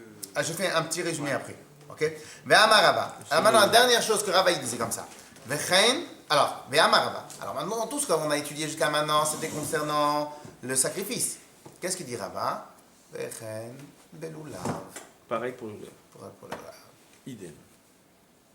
Donc, si maintenant on vous demande pourquoi on fait de la ténoufa dans le lulav, c'est un peu bizarre comme agissement. Alors, vous pouvez donner plusieurs raisons. C'est Gezerah Shava, ça? Ici, c'est pas une Zerachara parce que c'est pas Mideraïta, mais il dit qu'en vérité, le lulav, qui est Miderabanan, en vérité, la ténoufa, le balancement, sa source, elle est dans la Torah. Puisque la Torah elle-même a dit qu'il faut balancer. Comme on a vu, les Chachamim, ils ont vu que dans le lulav, ça existe comme ça dans plusieurs autres mitzvot, que comme dans le lulav, il peut y avoir quelques caractères familiers avec le sacrifice, de la manière que le sacrifice, les autres païens, ils faisaient. Donc on pouvait se tromper. Donc la Torah, elle nous a dit, sur le sacrifice, tu vas mettre une barrière en plus pour ne pas comparer avec les goïms. Et bien de la même manière dans le lulav, puisque maintenant le lulav, c'est quelque chose qui est stable, c'est un fruit. Donc je veux que tu rajoutes quelque chose pour montrer qu'en vérité, la particularité de la mitzvah. Donc, on reprend depuis le début. Ensuite, ils ont pris les non-juifs, le balancement aussi. On les voit des fois avec des senteurs et des fumées. Ils ont tout pris. Ils ont tout pris. Ils ont tout pris. Vechen, alors maintenant, imagine maintenant quelqu'un, votre enfant, il va vous demander, papa, dis-moi pourquoi on balance? Qu'est-ce que vous lui répondez? Vous lui répondez la première version officielle. C'est quoi la première version officielle? C'est parce qu'on balance les mi shaolam shelo. On balance pour montrer que lorsque je suis en train de faire le korban, je le fais pour Akadosh Baruch Hu et pour personne d'autre. Parce qu'on aurait pu penser le contraire. Je le fais pour Akadosh Baruch Hu et pour personne d'autre. Ça, c'est le korban. Toi, tu réponds, et donc de la manière le lulav. Comme le lulav, il a les mêmes paramètres à risque du sacrifice, de penser que le lulav, c'est stable, c'est un fruit. Donc moi, je veux éviter le risque en disant, je fais la ténoufa, je fais le balancement, justement pour montrer qu'en vérité le lulav, je le fais pour Akadosh Baruch Hu. Ça, c'est la première hypothèse. Deuxième hypothèse, c'est quoi? C'est qu'en vérité, quelle est la raison pourquoi on fait le lulav? C'est pour nous dire, pour éviter et pour repousser. Quelle est la raison pourquoi on fait la ténoufa, le balancement dans le sacrifice? C'est pour repousser les catastrophes et les influences néfastes. Et donc nous, on a dit, si déjà la ténoufa du sacrifice, le balancement du sacrifice n'est pas la mitzvah elle-même, mais c'est seulement un hersher mitzvah, c'est seulement une préparation à la mitzvah, à plus forte raison, la mitzvah elle-même, elle a la capacité. Et donc, la deuxième version, c'est quoi? C'est lorsque maintenant, mon fils va me demander, mais papa, pourquoi tu fais la ténoufa? Il faut pour que tu apprennes.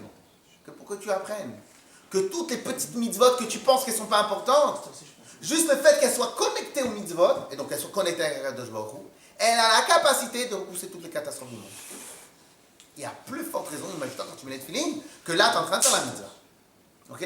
Donc le deuxième, c'est un enseignement, on pourrait dire peut-être un peu plus pédagogique. C'est quoi le pédagogique? C'est qu'en vérité, le premier, c'est pour montrer pour qui tu fais la mitzvah. Le deuxième, c'est pour montrer l'importance de la mitzvah.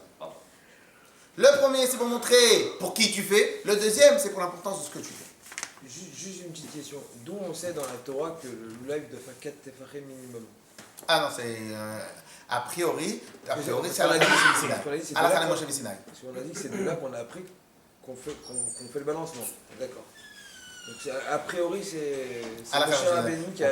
On pourrait très bien dire, puisque maintenant c'est à la Moshe Messinaï qu'on a besoin de ça pour pouvoir balancer, donc même on pourrait dire peut-être que même le balancement, il est d'oreille. Il a une source d'oreille. Je ne comprends pas où on peut se méprendre sur le fait que la ténoufa, elle concerne pas uniquement le lulav, elle concerne l'association des 4 espèces. Donc on ne peut pas considérer que c'est stam un fruit, puisque le fait même d'associer plusieurs espèces donne une dimension visuelle, je sais pas pour vous. Mais pour moi, faire le lulav, avec malheureusement tout ce que les goïms peuvent faire dans leur religion, faire le lulav comme ça, c'est pas quelque chose qu'on a l'habitude de voir chez nous les Bnei Israël. D'accord. Pourquoi on fait ça spécialement au lulav? Parce qu'en vérité, on est en train de balancer des fruits. Qu'est-ce qui est dérangeant? On est en train de balancer des fruits. Des fruits. C'est comme si avant de manger,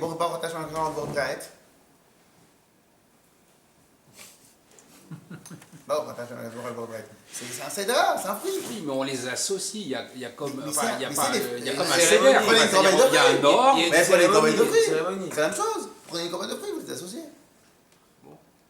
Donc c'est-à-dire que, étant donné que là ici on parle d'un fruit, c'est pas un tzitzit que j'ai pris de la laine, je l'ai travaillé, je l'ai tissé, c'est les shem shamaï, et je l'ai retravaillé, En plus, c'est pas stam que vous avez tissé, il faut le mettre dans les trous, et dans les trous, il faut le mettre le chose, il y a un chiffre exact, etc. C'est quand même un très important travail. Et C'est pas un facteur de risque.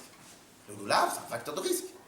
Qu'est-ce que la Torah a voulu dire dans ce facteur de risque? Sur la première version, tu remontes les Mishé Aolam Shel. Et quand on coupe le fruit, la hadas, tout ça, il faut avoir une kamana ou pas? Quand on coupe quoi? Quand les gens. A priori, non. Hein? Quand on le prépare, non.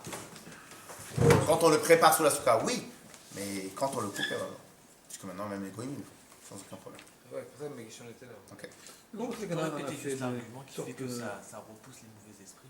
C'est pas l'argument, c'est un fait. Elle le fait, ouais. C'est un fait. C'est quoi le fait? C'est qu'en vérité, la tenoufa, comme ça on l'a appris de Rabbi Yochanan, que la tenoufa des korbanot repousse les catastrophes. Donc c'est faire un chinour, ça. Non, c'est la Gemara. Le Mara Daf, la Medzaïn Amoubet.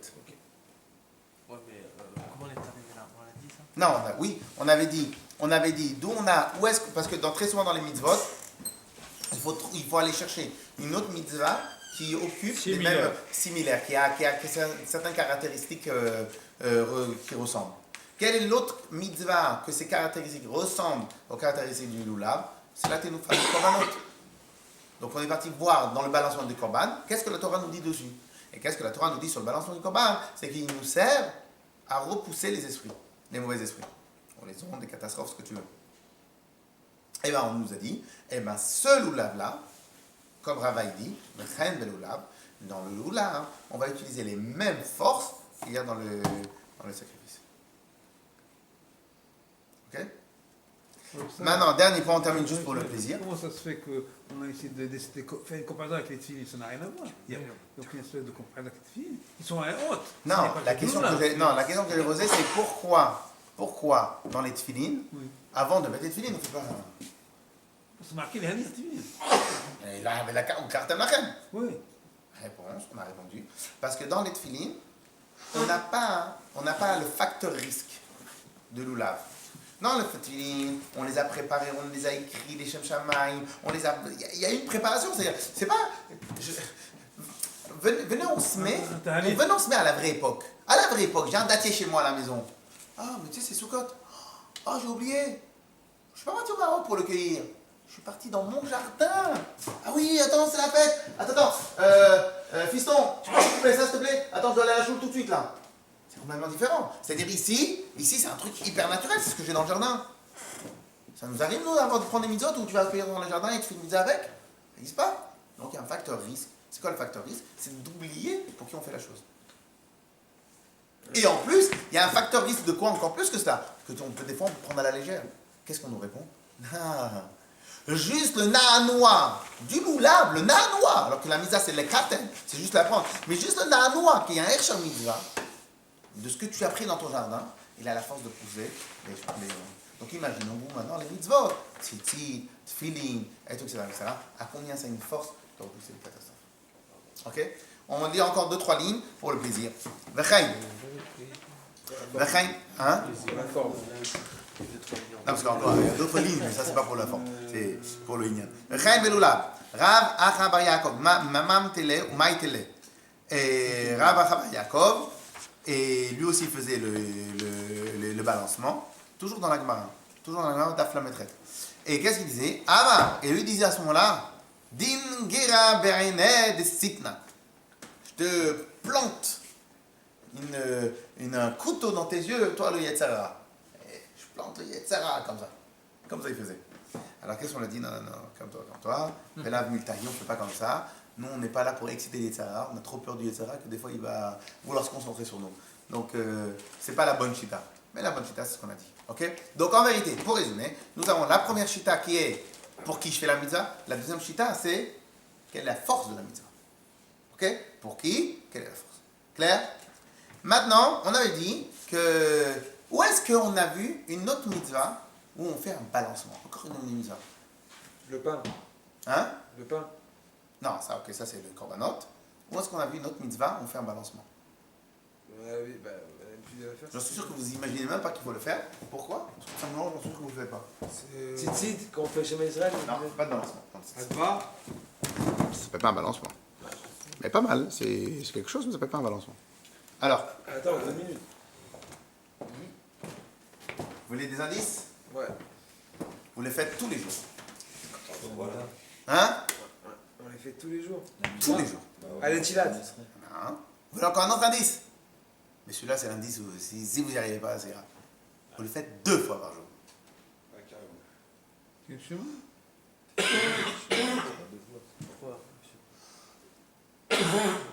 Comme vous n'avez pas l'habitude de le faire, c'est pour ça que vous remarquez pas. Quand vous n'avez pas l'habitude parce que vous n'avez pas appris, et ben vous allez apprendre aujourd'hui.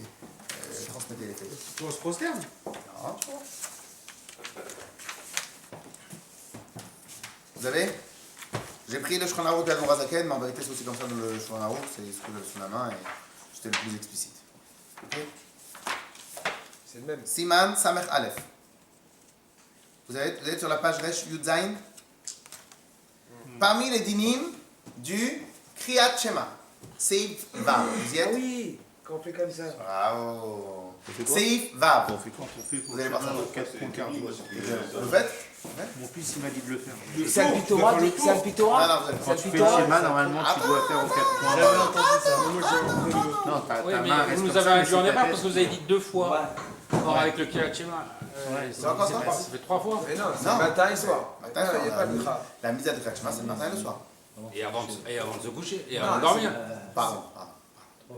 Parce que moi, honnêtement, j'ai pensé au schéma, mais je me suis dit non, il y a la 3e fois avant de dormir, donc c'est pas possible. Bon, vous m'avez attrapé sur le deuxième indice, mais le premier indice, vous n'avez pas répondu non plus. Non, parce que c'était pour le rappel. La Minatora, on sait très bien qu'on a 2 fois par jour. Et l'autre, c'est en plus. Alors, Kol Amarir Bedalet. On prend le Seïra depuis le début. On fait un tout petit peu de culture générale. Kol Amarir Bedalet. Lorsqu'on fait le Kriyat Shema, il faut être Marir Bedalet. Alors, il faut faire attention, parce que très souvent les gens ils se trompent. C'est quoi Marir Bedalet? On doit rallonger le Dalet. Mais comment les gens ils font? Non, c'est pas dans Parce qu'il y a une ponctuation. parce qu'il n'y a pas de ponctuation. Non, si on insiste dessus, il y aura une ponctuation. Si on insiste dessus, c'est lorsqu'il y a la ponctuation. Ici, il n'y a pas de ponctuation. Et il n'y a pas marqué que la madgish, tout celui qui appuie sur le dalet. Il y a marqué tout celui qui est marir, qui rallonge. Comment il faut faire? Pardon, je l'ai vu. Ça, c'est une ponctuation ou pas trop? Non, il n'y a pas de ponctuation, j'ai fait le dalet. Tu bouges pas. Je sais pas, j'ai toujours entendu ça dans les séries. Rad, Je sais pas, je suis. Hein? Moi, quand je vois les rabbinim, ils font comme ça. Bon, après, voilà. On regarde bien, mais je pense pas qu'un rab va faire rad. Bah, il t'appuie pas comme ça, mais il faut pas de non plus, quoi. Non, alors, tu le fais à voix basse. Mais c'est ça le niam. Tu le fais à voix basse. En tout cas, qu'il se débrouille comme il veut, mais en tout cas, le rad, c'est sûr que non. C'est vrai. Non, non, mais le rad 2, c'est sûr que C'est non. vrai qu'à Kippour, on le dit à voix haute. On dit la mauvaise version, je crois. Qu'est-ce que t'en penses, toi, Rudy? Il n'y a pas de voyelle en dessous le dalet, donc c'est compliqué de l'appuyer. Non, c'est pas la voyelle, c'est le dagesh. Ah, c'est de la guette, d'accord. Ok. Le petit point. Alors, quand la mariv dalet, shel echad, ma'arichim lo, yamav ushnotav. Tout celui qui rallonge le dalet, on lui rallonge ses jours et ses années. Vegam, non, ça c'est connu, c'est vegam lo yartov bechet. Il ne faut pas non plus faire chad, echad. Il faut bien tout prononcer. Ela yarich baktzat kedeshi yamlich akad. Alors maintenant, on va la rallonger un tout petit peu. Pourquoi? Kede lehadgish kedeshi yamlich akadosh baruch hu bashamayim va'aretz. Afin de couronner Dieu dans le ciel et dans la terre. Shezayin harikin ve'aretz keminyan chet. Parce que les 7 cieux et la terre, ça fait le 8. Mais la zera, ramaz, achatoterot, shebe'emtza agad, shel chet. C'est aussi le sens ici du petit point qu'il y a sur le chet. C'est-à-dire que tout appartient. Klomar, chai u beru moshe l'olam, il est tout en haut, il est tout en bas. Avad bedalet. צריך להעריך יותר כדי שיהיו, שיחשוב שהקדוש ברוך הוא יחיד בעולמו, הוא מושל בדלת רוחות העולם. Et quelle est la raison pourquoi on doit le rajouter dans le dalet? Pour rappeler qu'Akadosh Baruch Hu, il est unique, et il maîtrise tout ce qui existe sur terre. Ve'en tzarich la'arich yoter mishur zeh. On n'a pas besoin de faire trop. Ve'yesh nohagin. Et il y en a qui ont l'habitude. Les hatot, arosh, de bouger la tête. Kefi amar shava, ma'ala umata, ve'ledalet ruchot. En haut, en bas, et les 4 points cardinaux. Ce qui nous fait en haut, en bas, droite, gauche, devant, derrière. Le top, c'est faire un rond, quoi. Comme ça, on fait deux. Parce que dans le rond, t'as pas de devant et derrière. Il y a aussi ça et ça comme ça. Faut pas faire le rond. Si tu es un Faut pigeon, pas faire le rond. eux ils ont un. Au final, tu fais un rond, mais tu fais fais le pas le rond. rond. Faut faire le 4 ronds. Shema Yisrael Hashem Elokeinu Finis par Hashem, Echad. Et pourquoi pas comme, et pourquoi Ouais, pas, ouais, comme ça ouais. Il n'y a pas Et pourquoi pas comme ça aussi en haut alors comme ça T'as c'est comme ça qu'on fait. Et en haut comme ça. Pourquoi on fait pas comme ça en haut alors parce que C'est la technologie. en haut comme ça. Bah, on fait comme ça, on fait comme ça, on fait comme ça, puis on fait pas comme ça en haut alors je sais pas. Bah, Pour Lulav, tu fais pas ça. Tu sautes comme ça et. si, Non, là on fait comme Vous ça. suivez chaque Tu fois Tu et lèves la tête. tu toucheras ce qu'il faut à ce côté. Le fiston, il a raison. Il m'a dit, c'est son moré qui lui a dit. Je lui ai dit, mais j'ai pas l'habitude comme ça. Il m'a dit, si. Alors, clair ou pas? Donc ici, clair ou pas? Donc quel est l'autre endroit où on a vu Tenoufa? Dans le Kriyat Shema. Mais ici, le Kriyat Shema, c'est quoi le but? Quel était le but dans la Tenoufa? C'était le but pour dire pour qui je fais. Je fais pour qui, à qui ça appartient. Quel est le but dans le Kriyat Shema? L'unicité. L'unicité. Et quoi d'autre? C'est pour montrer que c'est Akadosh Baruch Hu le maître à bord. Et c'est pas pour éloigner les démons, Non. alors que on pourrait se dire que le troisième Kriyat Shema, quand on le fait avant de dormir, c'est aussi pour éloigner les. Pour une protection. C'est une protection.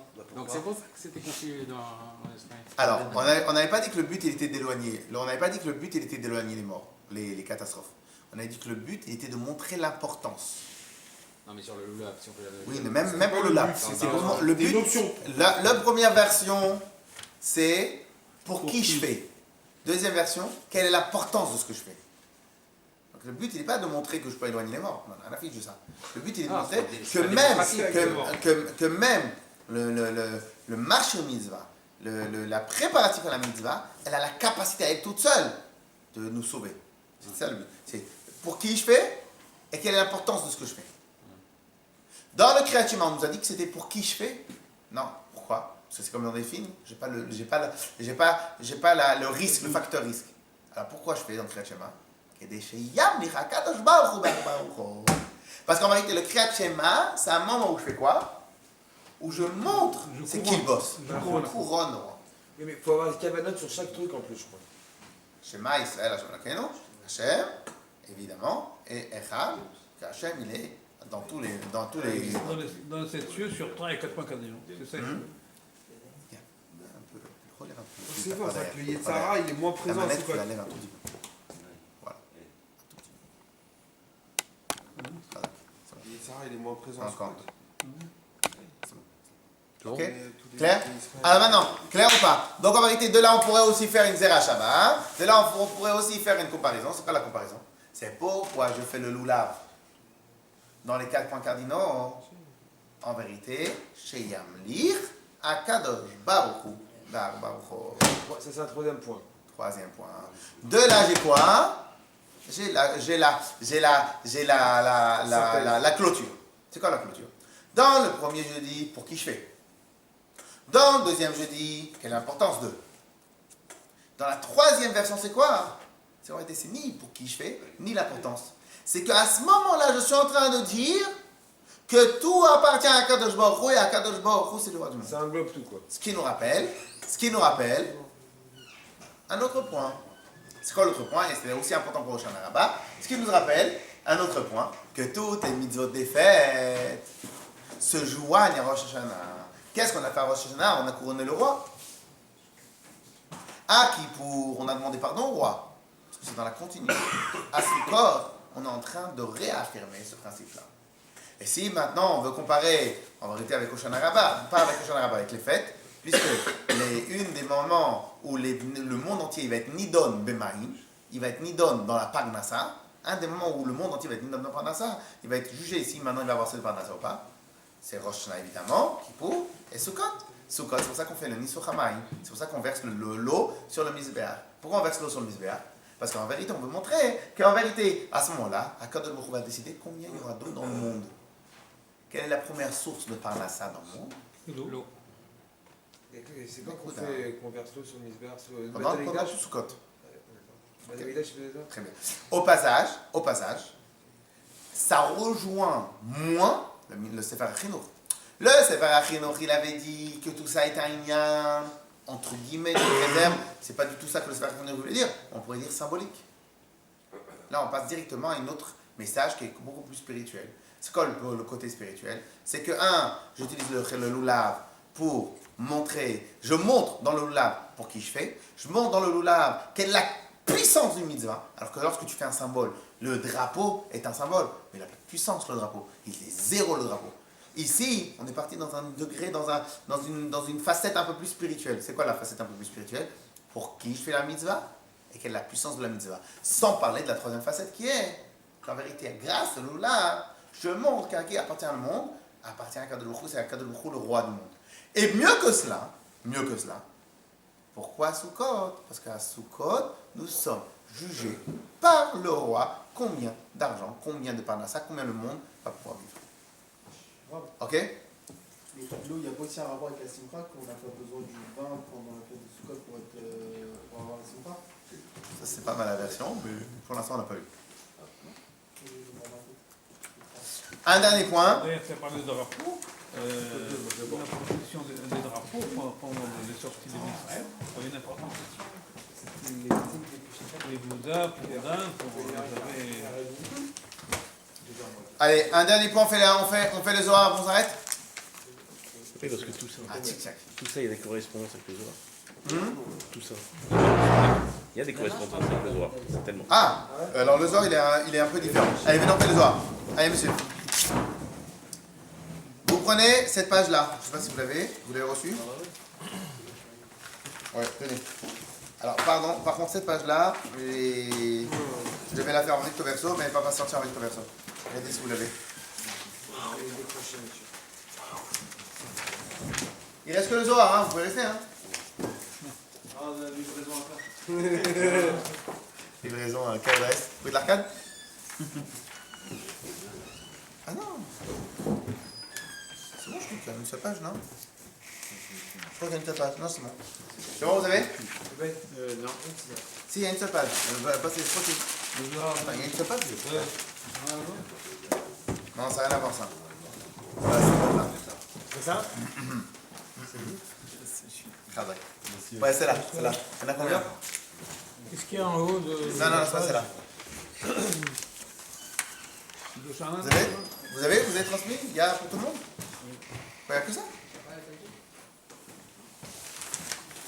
Bon. On va commencer, Hadassin. Oh mince, non. Faut faire le... Vas-y, mets un stop. Là-haut. On va faire...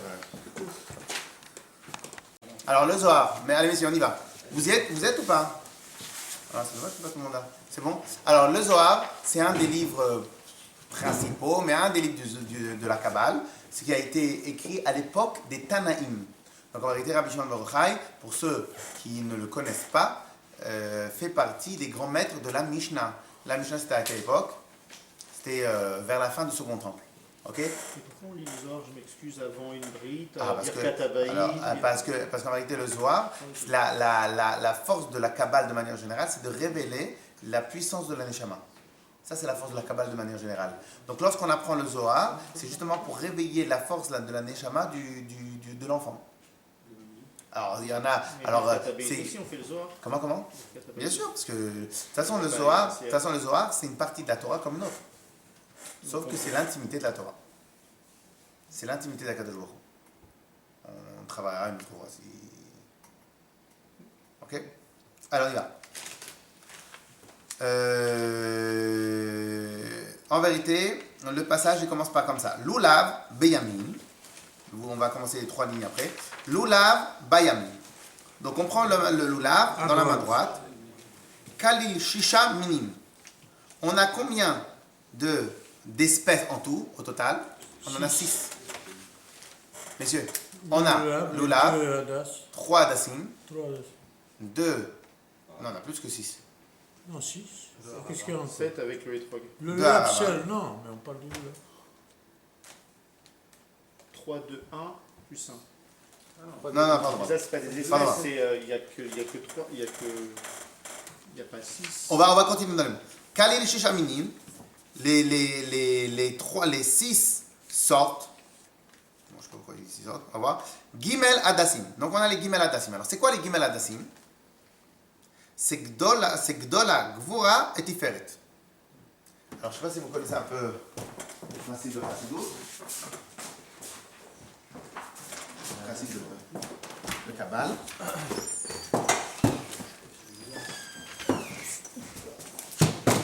Alors les principes de Kabbale, vous avez dû sûrement entendre ça parler déjà très souvent. Ça marche comme ça. Nous avons tous 10 forces qui émanent des 10 sphères d'Akadosh Baruch Hu. C'est Chochma, Bina, Da'at, Chesed, Gvura, Tiferet, Netzach, Hod, Yesod et Malchut. C'est à peu près ce qu'on dit dans la Tfila. Lecha Hashem HaGedola, VaGevura, VaTiferet, VaNetzach, VaHod, Kichol Bashamayim VaAretz, etc., etc. Donc, Chesed, Gvura, Tiferet. Quand on dit Gedola, la grandeur, c'est quand on parle de Chesed. Donc vous avez la Gdola, le Gvura et Tiferet. Alors regardez, les Hadassim, Gdola, Gvura et Tiferet. Ils ressemblent aux trois. Alors en vérité, regardez, dans le passage juste après, vous avez la traduction en hébreu. Donc, Kol al Shisha Minim, c'est Shem Shlosha Hadassim. Vous avez la traduction directement en hébreu? Gdola, Gvura, Tiferet. Vedomin, li Shlosha Gonei Ha'ain. Ils ressemblent aux 3 parties de l'œil. A priori, l'œil, la paupière, le sourcil. Shnei Badei Haravot. Les 2 Haravot, c'est quoi? Netzach et Hod. La Haravat. Lulav, Vedomin Ishte Sfataim, et la Harava, il ressemble aux 2 lèvres que nous avons. Lulav, c'est le Yesod. De là, c'est le Yesod. En vérité, le Yesod, il a plusieurs explications dans la Kabbale. Et ici, l'explication qu'il donne dans le Zohar, c'est que le Yesod, c'est la base. En vérité, c'est quoi dans la base? Il y a ou la base, ou le fondamental, ou la partie qu'on ne peut pas s'en empêcher, on peut pas faire sans. C'est quoi la colonne vertébrale? La colonne vertébrale, c'est la base du corps humain. Quelqu'un qui a un problème avec la colonne vertébrale, il a un problème partout. Ok? Donc, qu'est-ce qu'il nous dit? Que le Yesod, l'Ulas, le Yesod, Domel Shidra, Shebo Kium, Shel Kol Ha'atzamot. Pourquoi? Parce que dans le Yesod, dans la Shidra, on a tout le corps qui tient. Là, la Vamar David, Kol Ha'atzmotai Tomarna Hashem Michamocha. Et comme ça, David dit, tous mes membres, ils vont te crier. En vérité, quand il disait tous mes membres, comment tous mes membres d'un seul coup? En vérité, ma colonne vertébrale fait en sorte que tous mes membres vont te crier à Kadosh Baruch Hu. Etrog, c'est Malchut. Etrog, c'est Malchut. Et le Etrog, il ressemble au cœur. Et nous avons déjà étudié une fois que le roi est comparé à quoi? Le roi est comparé au Sechel ou le roi il est comparé au cœur? Le roi est comparé au cœur. Le Sanhedrin est comparé au cœur, à la tête. Le roi, lui, il est comparé au cœur. Ok? Pourquoi? Parce qu'en réalité, tout le but du roi, c'est de chauffer l'Israël, d'être leader. Un leader, on ne demande pas d'être un grand chacham, on demande de pouvoir suivre et de pouvoir faire suivre le peuple. Ok? On continue. Vous sautez un peu en pas, et vous allez toujours dans la traduction en hébreu. Veni inuei ha'alel. Maintenant, dans le Hallel, on va comparer le Hallel avec les Na'anuim du Lulav. Et quoi? Ve'em shmona asar be'ana. Nous avons combien de Na'anuim au total? 18. 6 fois 3, 18. Verset. On a 18 vertèbres? Non mais, ce qui retient tout le corps de... On a 18 vertèbres? Et qui dit ça? C'est là. Il dit un médecin dans la salle. Non, ils disent comment? J'ai dit, y a-t-il un médecin dans la salle? À l'assistance. Alors, Shmona Asar be'Hodou. Alors maintenant, on a 18. 18 dans Hodou, Tchila Vasov.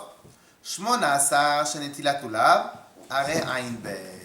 Nous avons combien de mots dans Hodou? Hodou Lachem Kitov, Ki Leolam, Chasdo. Pourquoi il dit 18? C'est des syllabes. Parce qu'il y a trois fois, Non. peut-être. Il y a Shmona trois fois au Asar. dos. À la fin et au début, deux fois. Oui, non, on a deux fois. Les 6 et 6 Non, mais quand on fait les nanim, Les vertèbres. on fait deux fois au dos au début et à la fin du encore Hallel. aussi 2 fois à la fin. Shmona Non, on Asar. fait une seule Ça fois. fait 24. On fait une seule fois à la fin. Ah ouais. Deux fois. Non, pardon. Qu'est-ce que je dis des bêtises? Monsieur, les 18 balancements à Hodou au début, les 18 balancements à Hodou à la fin, ça nous fait combien 18 fois 2? 36. 36. Après, 36. Anna Hashem. Mechila, j'aurais dû mieux travailler ce point-là. Plus, on a on a encore 36. 36 de plus 36 plus 36, ça fait combien? 72. Très bien. Pareil. Non, très bien. 72 plus 4. Non, 72. Bah c'est bon. Quel est un des noms d'Akadosh Baruch Hu, c'est quoi? Aïn Bet. Quand on prend le nom de Yud Kevavke, on le travaille d'une certaine manière, ça nous donne 72.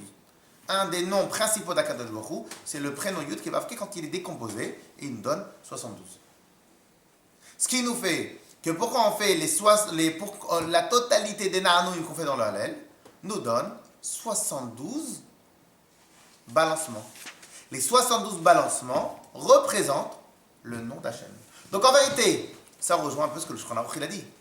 Puisque maintenant le Shulchan Aruch on nous a dit qu'en vérité on veut représenter la toute-puissance d'Akadosh Baruch Hu à travers les Tnufa, hein. Donc de la même manière ici, quelle est la raison pourquoi maintenant je fais les 72 fois les Na'anouim pour remontrer le nom d'Akadosh Baruch Hu.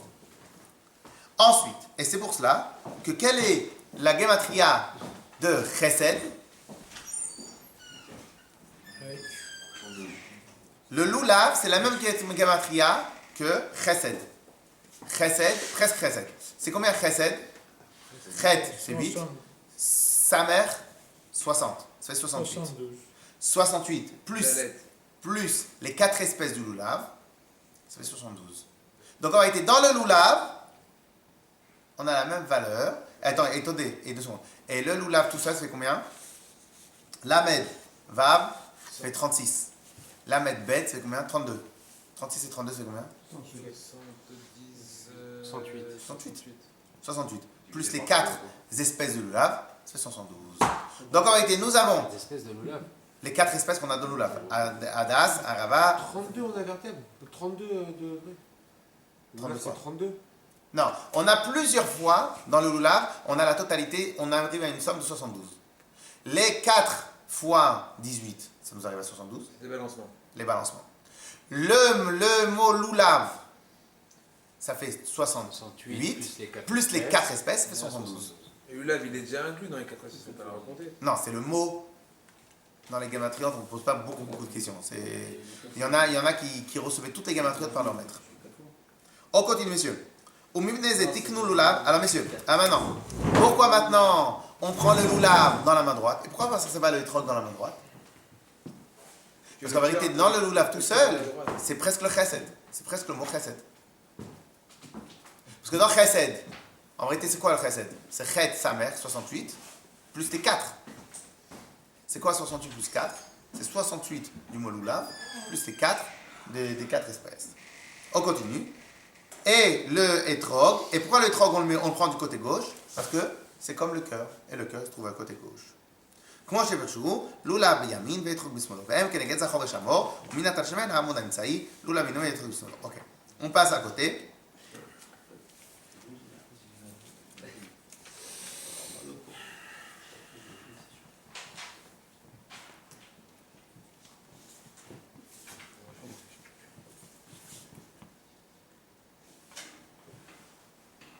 Alors, on en conclut quoi de cette corrélation avec les Corrélation à 2h du matin. Tu corrèles. Ça y est.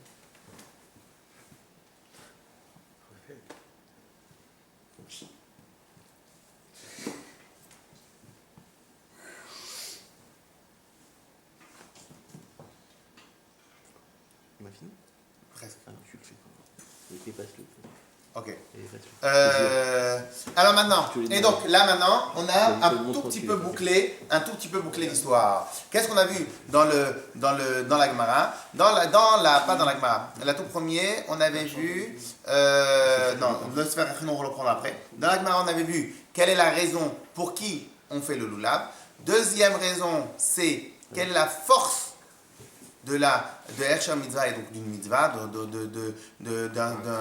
d'une aide à la mitzvah et donc à plus forte raison la mitzvah. Dans le Shulchan Aruch, on a appris que la tenoufa nous servait à quoi? Nous servait à couronner Akadosh Baruch Hu. Et donc, dans le Zohar, donc on voit bien que la deuxième shita dans le Shulchan Aruch concorde avec le Zohar. Dans le Zohar, on nous a dit que ça servait à quoi de faire les Nanouim? Les Nanouim représentaient le nom de Yud Kei Vav Kei.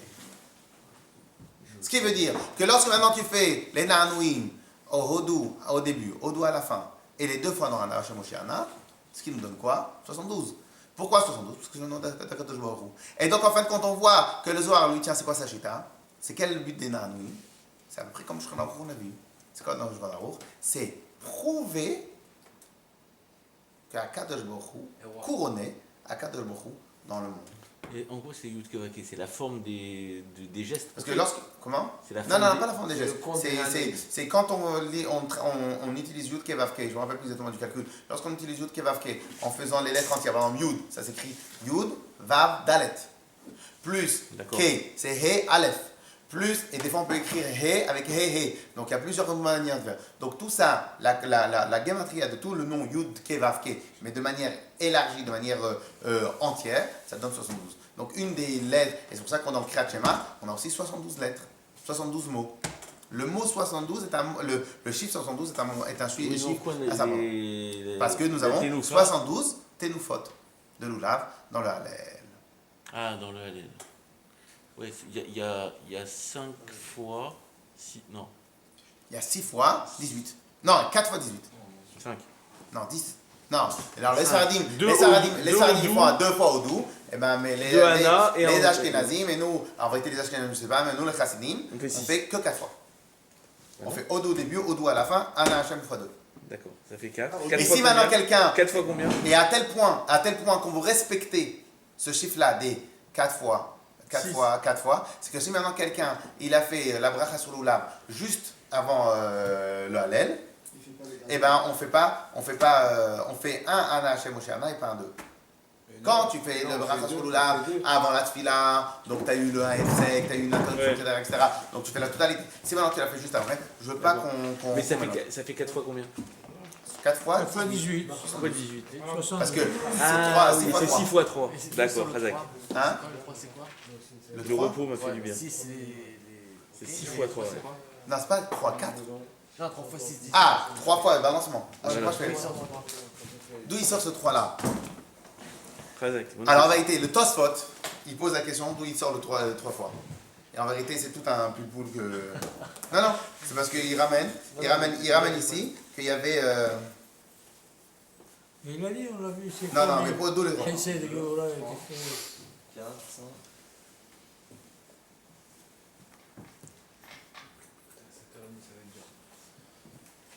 Parce qu'il y avait une question. Est-ce qu'il fallait amener une fois et rester là-bas et après peut-être revenir ou bon.